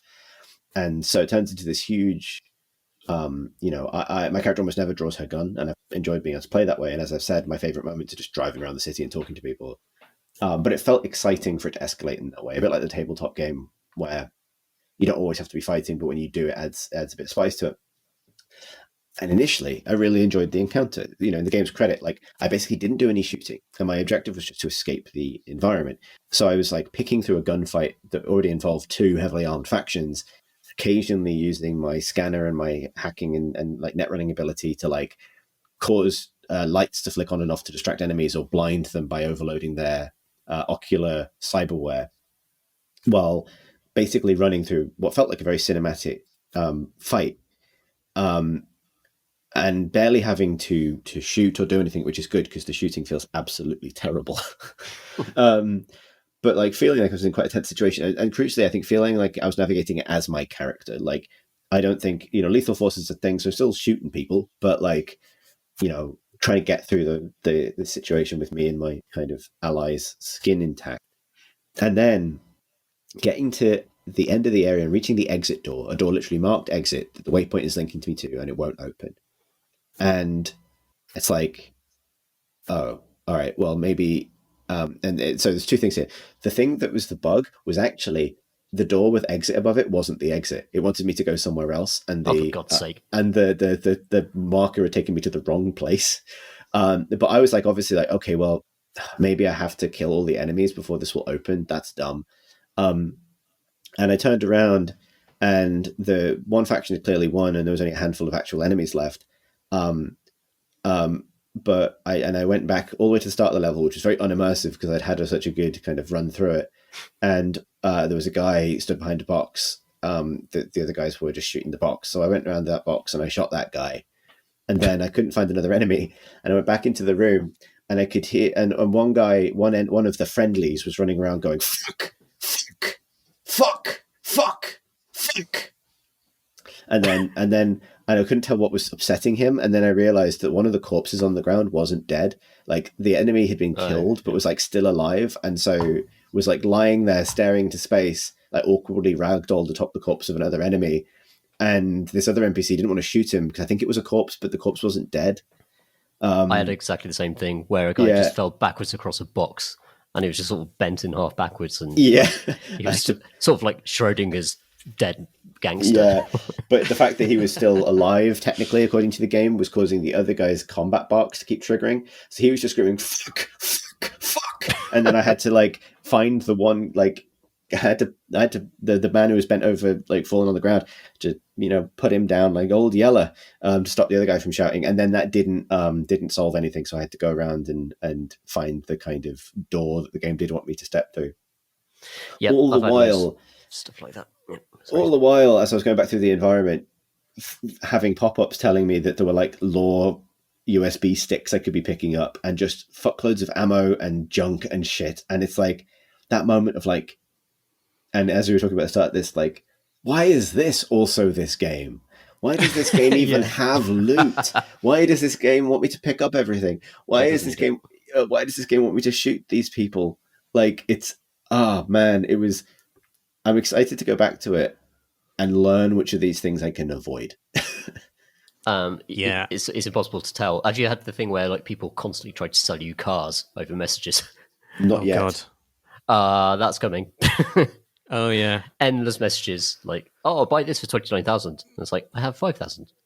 You also can't not answer your phone. That's right, which is incredibly frustrating because this guy keeps on ringing you, and I hate this guy. I have no interest in doing his messages, but like after 4 rings, he starts talking to you anyway. And you're like, what the fuck? You can't block him. Can't I block his number or anything? I've also had the thing where I was following kind of like the routes. How when you get into a car and you're going to a mission and it shows you where you're supposed to go, and it sent me like 3 kilometers out of the city, and then sent me 3 kilometers back into the city to a place that was about 80 meters from where I was actually originally started the journey. And that is another thing that is just it's just bugs. It's just bugs. Yeah. But it's frustrating because it wastes your time and it really spoils the kind of atmosphere of the game. Yeah, one of the problems I've had with it is that my choices over how I wish to play are constantly being undermined by just the jank. So, I mean, I wanted to play as a stealthy character, but maybe 4 hours, 5 hours in, the button that allows me to toggle crouch just stopped working. So I actually rebound it because it was initially on C, which is also the button to skip conversations, which is a problem if you start a conversation crouched, because then you have to leave the entire conversation whilst squatting before the character you're talking to, which is slightly embarrassing. And it's easy just to accidentally, because like characters will talk to you, giving you vital exposition during a mission, and if if at some point you want to crouch, sometimes you can just skip through it and miss it. So I needed to rebind it, so I rebound it. But now I've lost that key. That key no longer exists. I can crouch, but I can only crouch if I'm holding down the button. And unfortunately, the controls for doing things like hacking and other environmental interactions are sufficiently complicated that I can't really afford to have a finger on that button at the same time. So it makes it very difficult to do anything like hacking while in stealth. So I have a very heavy eraser that I have now just positioned on that key in an effort to allow me to do stealth more successfully. But for a period of the game, I just sort of abandoned stealth entirely and just figured, it doesn't really work. The situations don't often allow it. Quite often I'm spotted when I'm standing behind like a container crate from the person who spots me, and that feels a little unfair. So I ended up just running at people and shotgunning them in the face, which felt rubbish, to be honest. But now I've got my stealth adaptation eraser in place. It is a little bit more. That is the most Cyberpunk thing about this game. That's very cool. I agree with you, Marsh, that like stealth is rubbish. It doesn't work.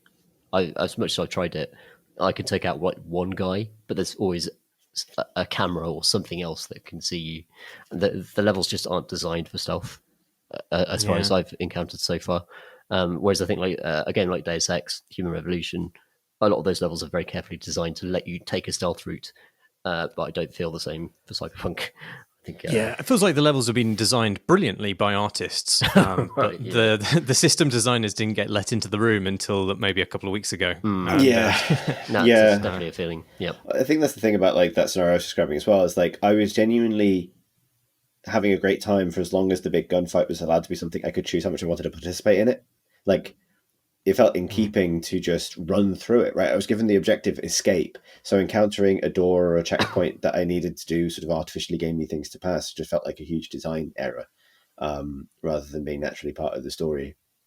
But yeah, like the it's not just that the jankiness takes you out of the moment. I just think you're right that it's just so incoherently kind of implemented. Like, so I find playing it with a keyboard and mouse really doesn't work most of the time.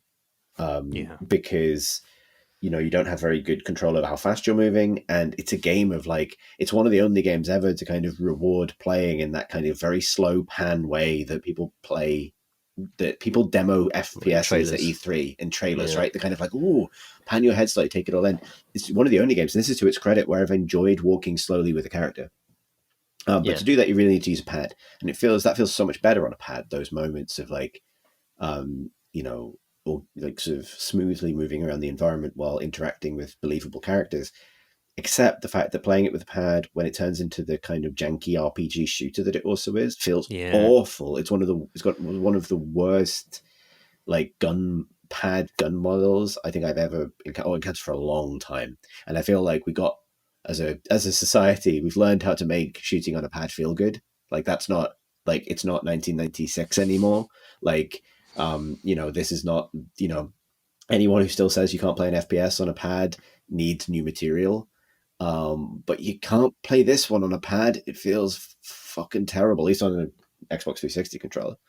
And that is the sort of thing where with all this investment, it's so evident in other aspects of it. I'm surprised that feels as rough as it does. And it's one of the reasons that, like, you know, it's got to be better in 6 months, right? Like, it's got to be.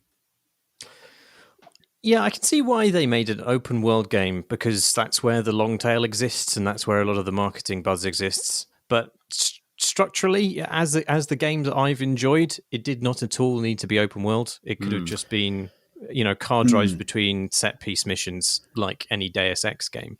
And that would have been a lot more achievable for them, I think. I do like the feeling of just getting lost down the side street in my car. Those are some of the best moments for me. But I agree, if that's a trade-off for, like, whether or not, T-posing man floats into space, I don't know. I lost my car. And has never reappeared. So I guess it's not a car driving game for me. I guess just destroyed in a really janky cutscene that makes no sense, and then there's a mission pops up saying, "Wait for your car to be repaired," and it has never been repaired. So mine just came back, but my current love is bikes in that game. Always ride bikes; they're just faster and better.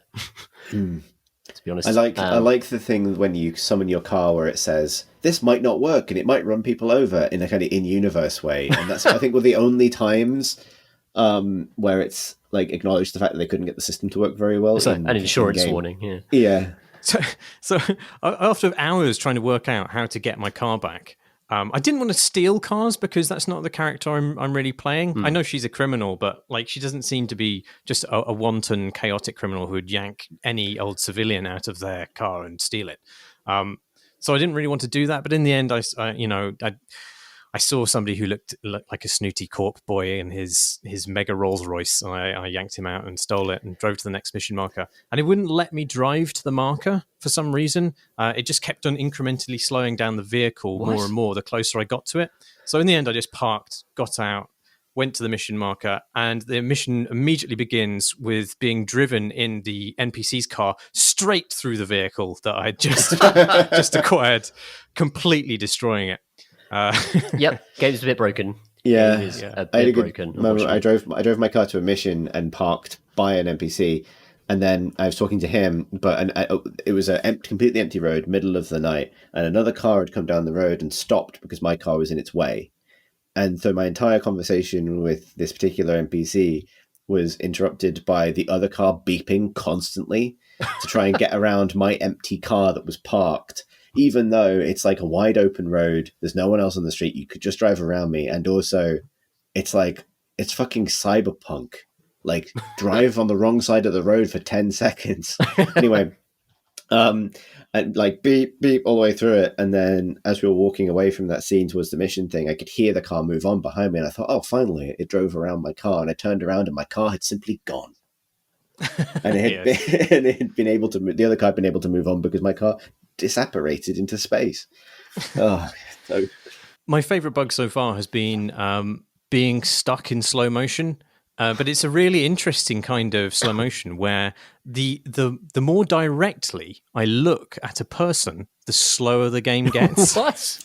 So it's like inverse Superhot, where the closer you get to actually acting, the slower you become. It's really weird. So I had to sort of scuttle towards enemies while looking at the ground and then try and hit them.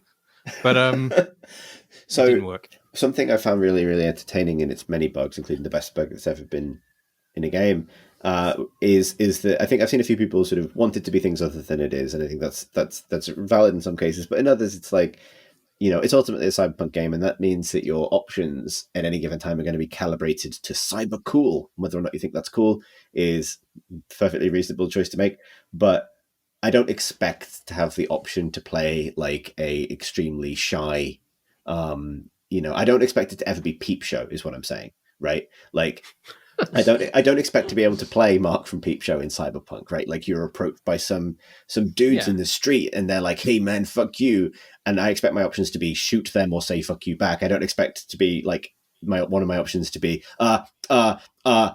Sorry. Oh, Shit. terribly sorry. I'm sorry. terribly sorry. Sorry. Oh God, what do I say? What do I say? What do I say? Like, I don't, I'm not expecting that because of the genre it occupies. However, both that bug of like every time I look directly at someone, time slows down, and the amazing bug where occasionally male characters' penises are just hanging out of their flies are both incredible at accidentally having that effect of like, I'm a cool cyberpunk entering the bar. Oh, I've just realized that my flies are undone. Shit. Like, that's a dimension they didn't intend to add to the game, but You want to talk to the lady, but you have to look at your feet instead. exactly. In order to even get close to her. Yeah, time will slow down, and I'll become completely incapable of moving if I look directly at anyone. So I need to look at the floor.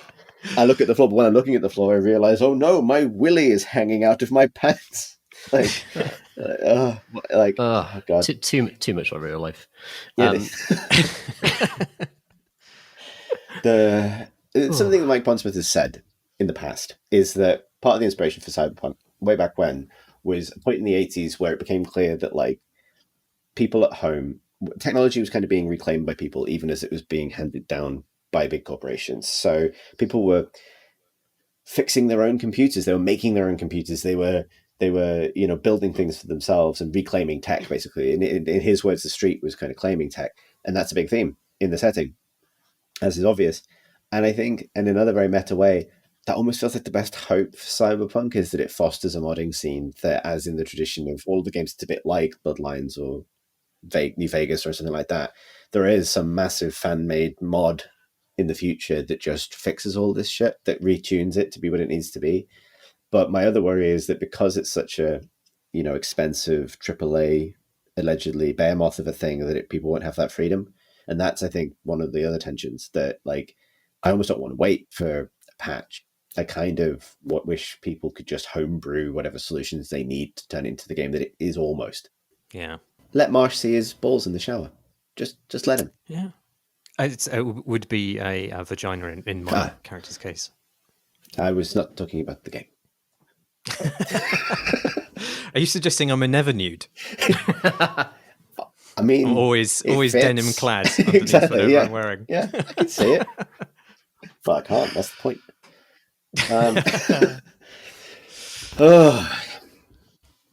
It's definitely a thing. Shall we do some questions, chaps? No. Oh, Denied. denied. Gosh, I've been waiting for you two to be together for ages so that I can do the third and final, maybe, part of our game name. Guess the genre by the game name quiz. yes. Oh, The so it's guess final the genre. showdown. I'm so into it. This is great. Excellent. Yeah. It's going to have slightly different rules from the previous games in that it will have rules. So you're gonna start with 5 points each. 5 points. Okay. Okay. When I throw you a game name, you're going to buzz in with one of your buzzers. What does your buzzer sound like, Tom? And what does your buzzer sound like, Chris? Ah! We went back and forth. I couldn't find a funny thing to do that makes noise, so I'm relying on my scream from earlier. My, oh no, my point has landed directly in the middle of nothing. Capitalism, I guess. Yell. So whoever buzzes, in inverted commas, in first gets to answer. If they're correct, they gain a point. But if they're wrong, they lose a point. Ooh. And the question gets thrown over for a free, consequentless attempt by their opponent. I'm excited and nervous. Oh, that's game design. That's game design. So you guys ready? Oh, yes. You ready for the first game name? Bring it. Bring it. Throw me in the river. What? Throw me in the river. Ah! Oh, It's over to Chris. Sliding tile image construction puzzle game. -1 point. Shit! Ooh. Is it a religious? Sorry. Is it a religious walking simulator that kind of walks you through Jesus' walk across the water? That's a really good guess. It's not correct. It's a visual novel about a man experiencing his family relationships through a state of compressed time. Hang on, did we have correct and incorrect noises? Oh, fuck, yes, we did, yeah. Oh, well, okay, All right, in we'll that save it case, for the next well, one. Indeed. The next one is Hadr. Hadr. Hadr. Oh, God's sake. Tom. Is it a roguelike set in hell? Incorrect. Is it? Oh, I have my free shot now, right? It is, yeah. Is it a twin stick shooter? Oh. Hadder is a short atmospheric game where you control a piece of flying cloth. Twat. Liquid twat. That's the name of the next game. How did you know? The next game is Dungeons and Cocks. Go for it, Tom. Is it an anime kind of what would you call it? Just kind of a chatting simulator thing. I'm sorry, Tom. That's not correct.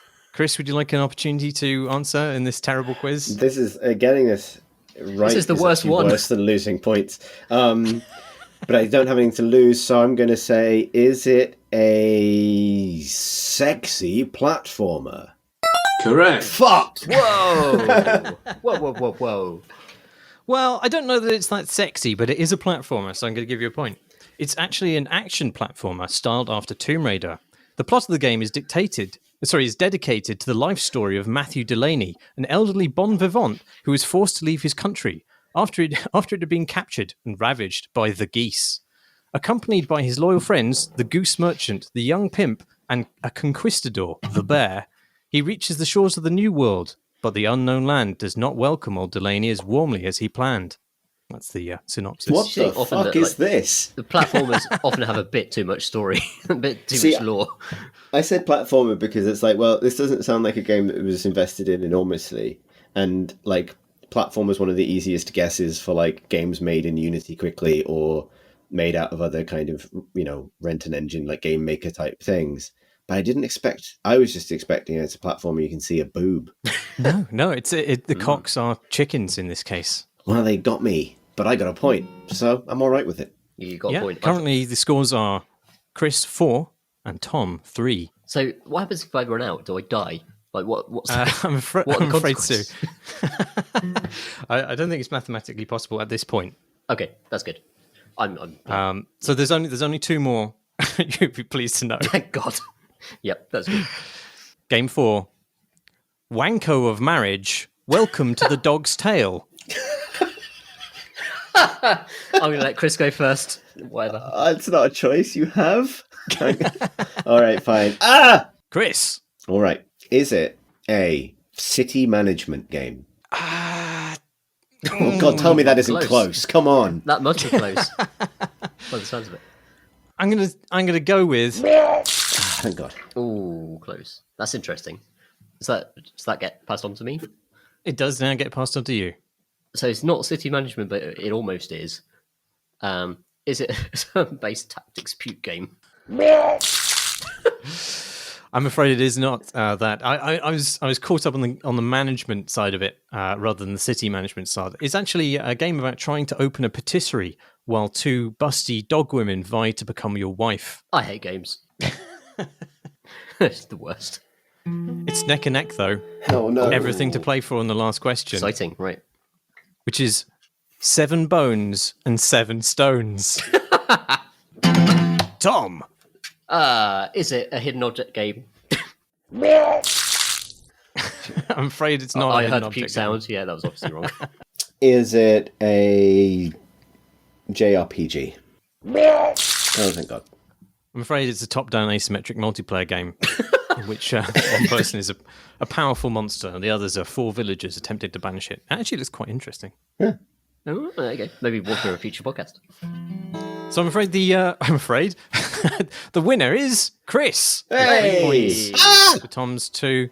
However, Tom can win ultimately and forever by identifying which of these games is pornographic. Can you read me the titles again? Throw Me in the River, Hadder, Dungeons and Cocks, Wanko of Marriage, Welcome to the Dog's Tail, and 7 Bones and 7 Stones. Contrary to my best instincts, I'm going to go for 7 Bones. I'm afraid the Is it pornographic Cox? one was Hadder, the short atmospheric game about the piece of flying cloth. What? No, I was lying. It was Wanko of Marriage. I'm sorry. Yeah. Oh, was Thought that? it might Okay. be. All right. Yeah, I thought the word wanko was a clue. It features deep love-making scenarios, all displayed in gorgeous event CG. Apparently, Event CG? event CG. I don't know what that means. That's just a porn shoot, isn't it? I mean, whatever. It's all good. Thanks for playing this terrible game. That was an ordeal. That was quite a journey, actually. Oh, Thanks, Marsh. Games shouldn't have names. That's what we've no. decided. Yeah. That's true. It's Yeah. true. Oh, should we do some questions? Yeah. Yeah. Fuck. Jesus, I'm a bit. Why am I feel shell-shocked. so exhausted? Yeah, I It's really feel weird. physically drained by that experience. Thank you so much for arranging this section. Also, I want everyone to get ready for the fucking tonal handbrake turn we're going to have to attempt as we move into this question section. So Mickey writes, hello, Crab and Crab, long-time listener, first-time questioner, big smiley face. I was happy to hear you talking about race in WoW and race/colonialism in Tomb Raider. I've been bringing up some of these issues with Spelunky too. It's colonialist power fantasy and its questionable depiction of indigenous people. I guess my question is, do you feel like these problems of representation become more or less insidious depending on a game's fidelity or realism? You might argue the games are meant for kids in terms of what they look like. It might be even more affecting to unsuspecting psyches. Relatedly, what do you say to people when they say something like it's just a game? Anyway, love the pod. Been listening for years. Another smiley face. And then a heart. Mickey. Oh, that's nice. Yeah, and this is, I think, an interesting subject. I think maybe something that we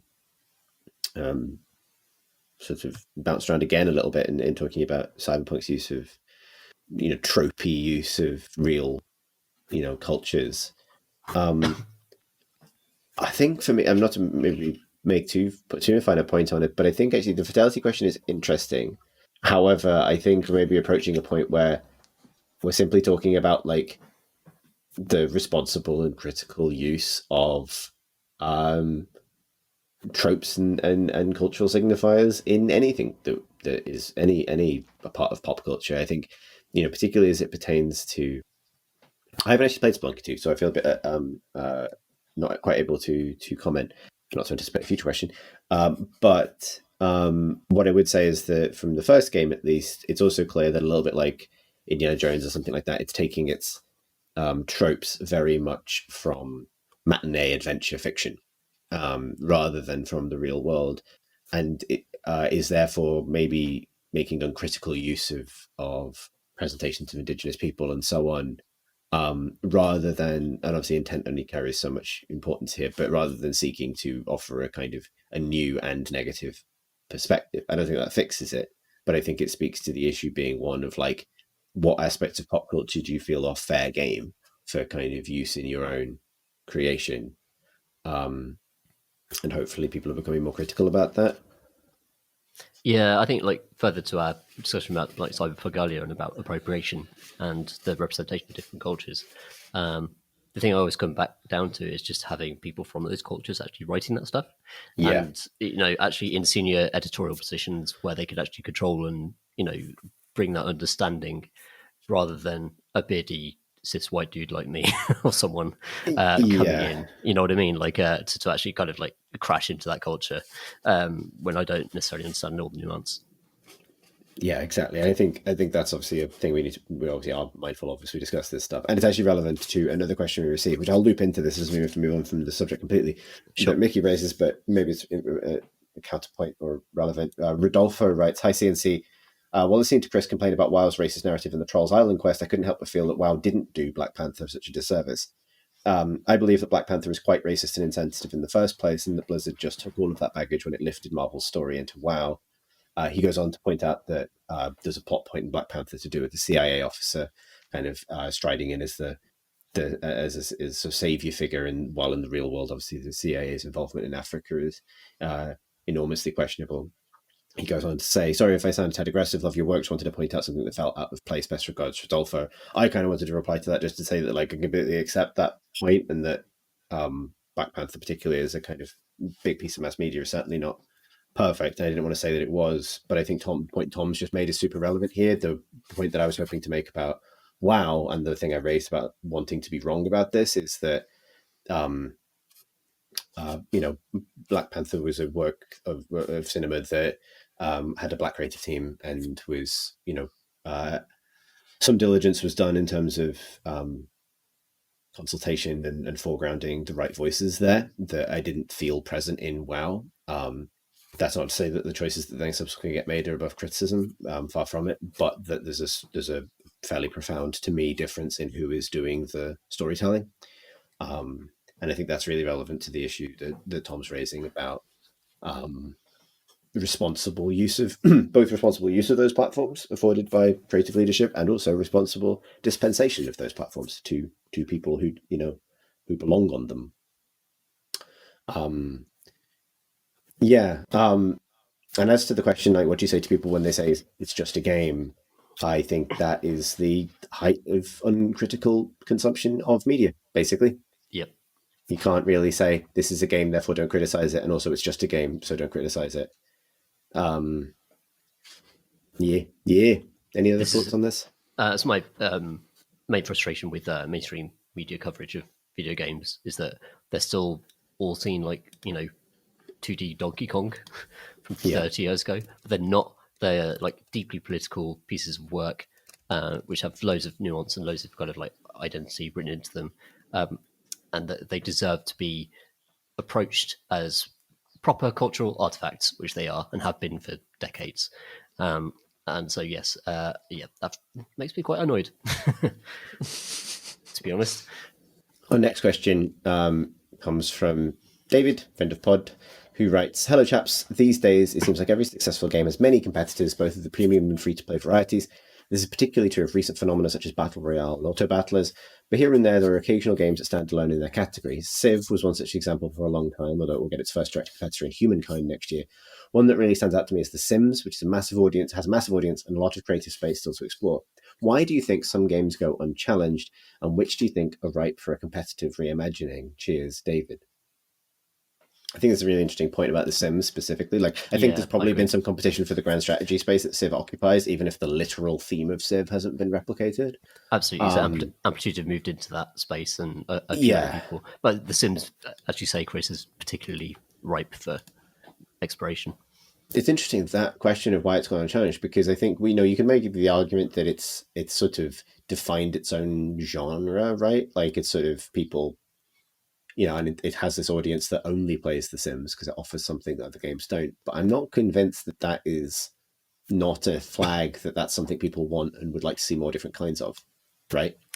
I think we've when we've actually talked about The Sims before, I wonder if our ideas about what The Sims could be as a concept is not marketable, and by which I mean The Sims presents a very, very kind of positive view of a particular type of American consumerism, and I don't hate that. That's fine. That's cool. But what I would want from an alternative to The Sims is an alternative view of that actually reflects poverty and districts in different ways, and not be kind of such a power fantasy. But again, that's not marketable, is it? Like, you don't want to play a game where you can't afford anything. And right. I think that's interesting because I think The Sims. What's interesting about The Sims? So, like, I would say that The Sims exists.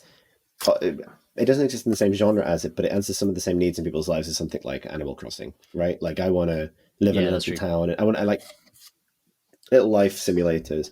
And there are more, if you expand the scope that way, there is more competition in a way for that kind of collecting things, decorating, creating your own space. That this broadens it out a little bit. I agree with you that no one's really, like, the only games like Heart Life really move in the other direction towards taking The Sims and turning it into a life simulator with all the other things that entails.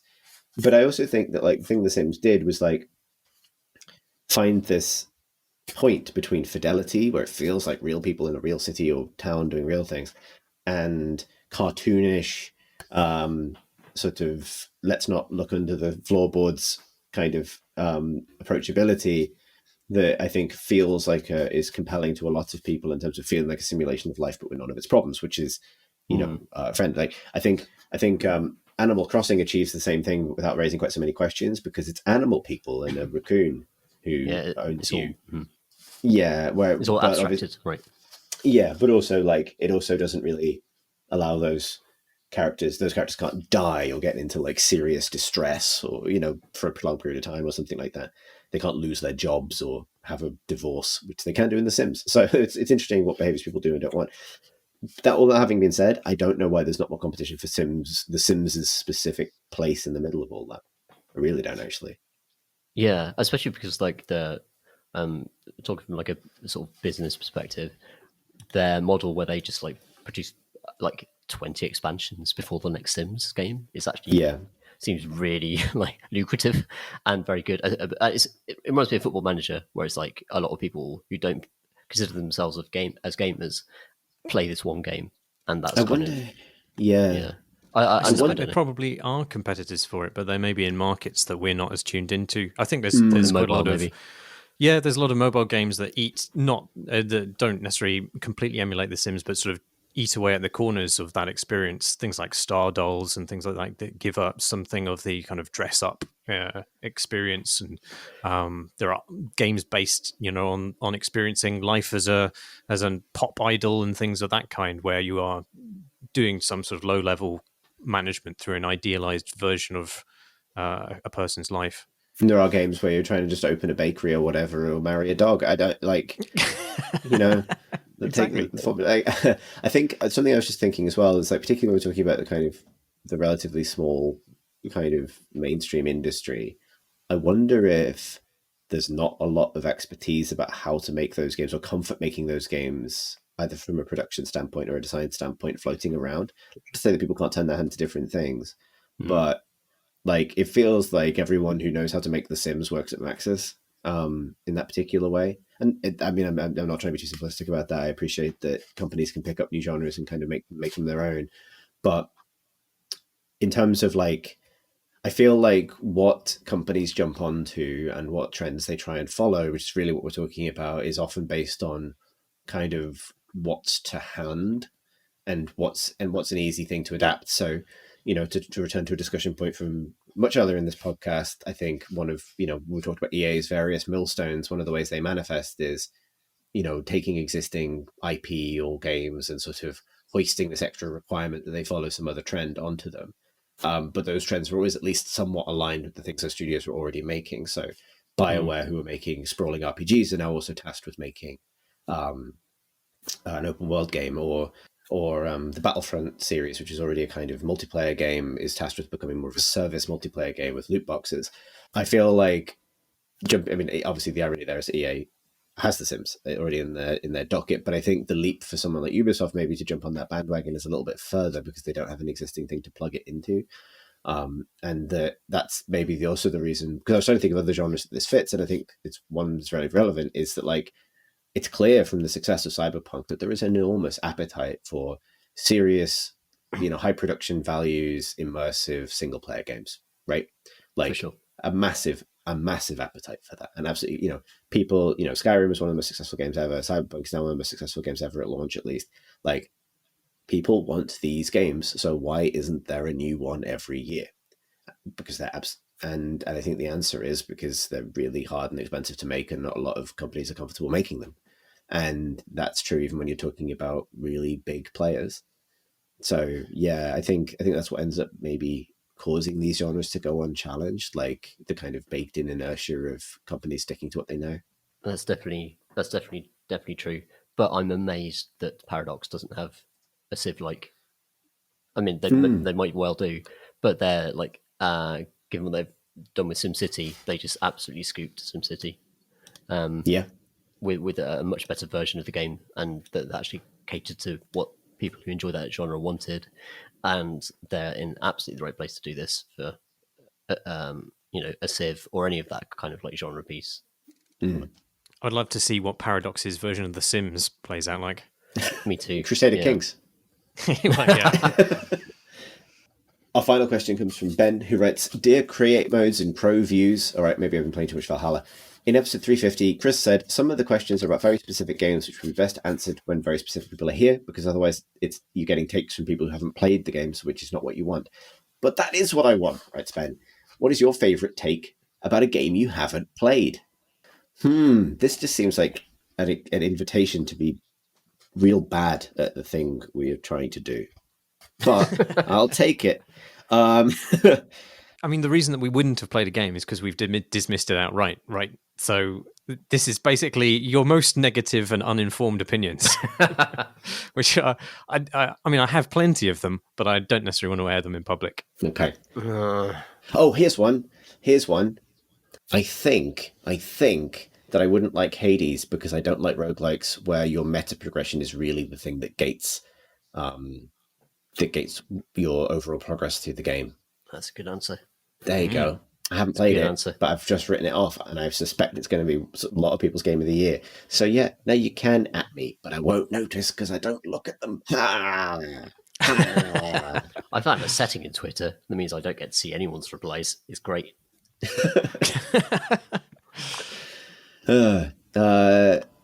Nope. I guess there are no more takes. I guess that's it. I guess we've taken ourselves all the way out. It's 3:30 on a Sunday afternoon. I'm struggling. I've no idea why I'm so tired. I'm fucking done. What the hell is going on? Because it's 3:30 on a Sunday afternoon, 2020. But in some ways, isn't it 2020. always midnight in 2077? The answer is no. No. Right. Well, that's it then, isn't it? If you would like to, if you'd like to send us a question for next year at this point, because I suspect our last podcast this year will be a roundup of our takes on the year without the questions section, please do email us at questions@crateandcrowbar.com or tweet us at crateandcrowbar. You may find this podcast and others like it on YouTube, youtube.com/crateandcrowbar. You can find the Crate and Crowbar community on Discord, a link for which is on our website at crateandcrowbar.com. And thank you, as ever, to all of our Patreon backers who enable this exchange of honks. You can find out more about this exchange and participate in it yourself, I guess, if you want, at patreon.com/Crate and Crowbar. I have been and remain Chris Thurston. I've been Marsh Davis. I'm Tom Senior, and I'm at Mr. Tom Senior on the twits. Oh, I'm going to have to update your bio on the site. Way. Nice. I'm going to have to edit every podcast that we put out. Nah, fuck that. I don't care. Don't at me. Good. Shall we stop this and go about our lives? Let's do it. Indeed. Thanks for listening, everybody.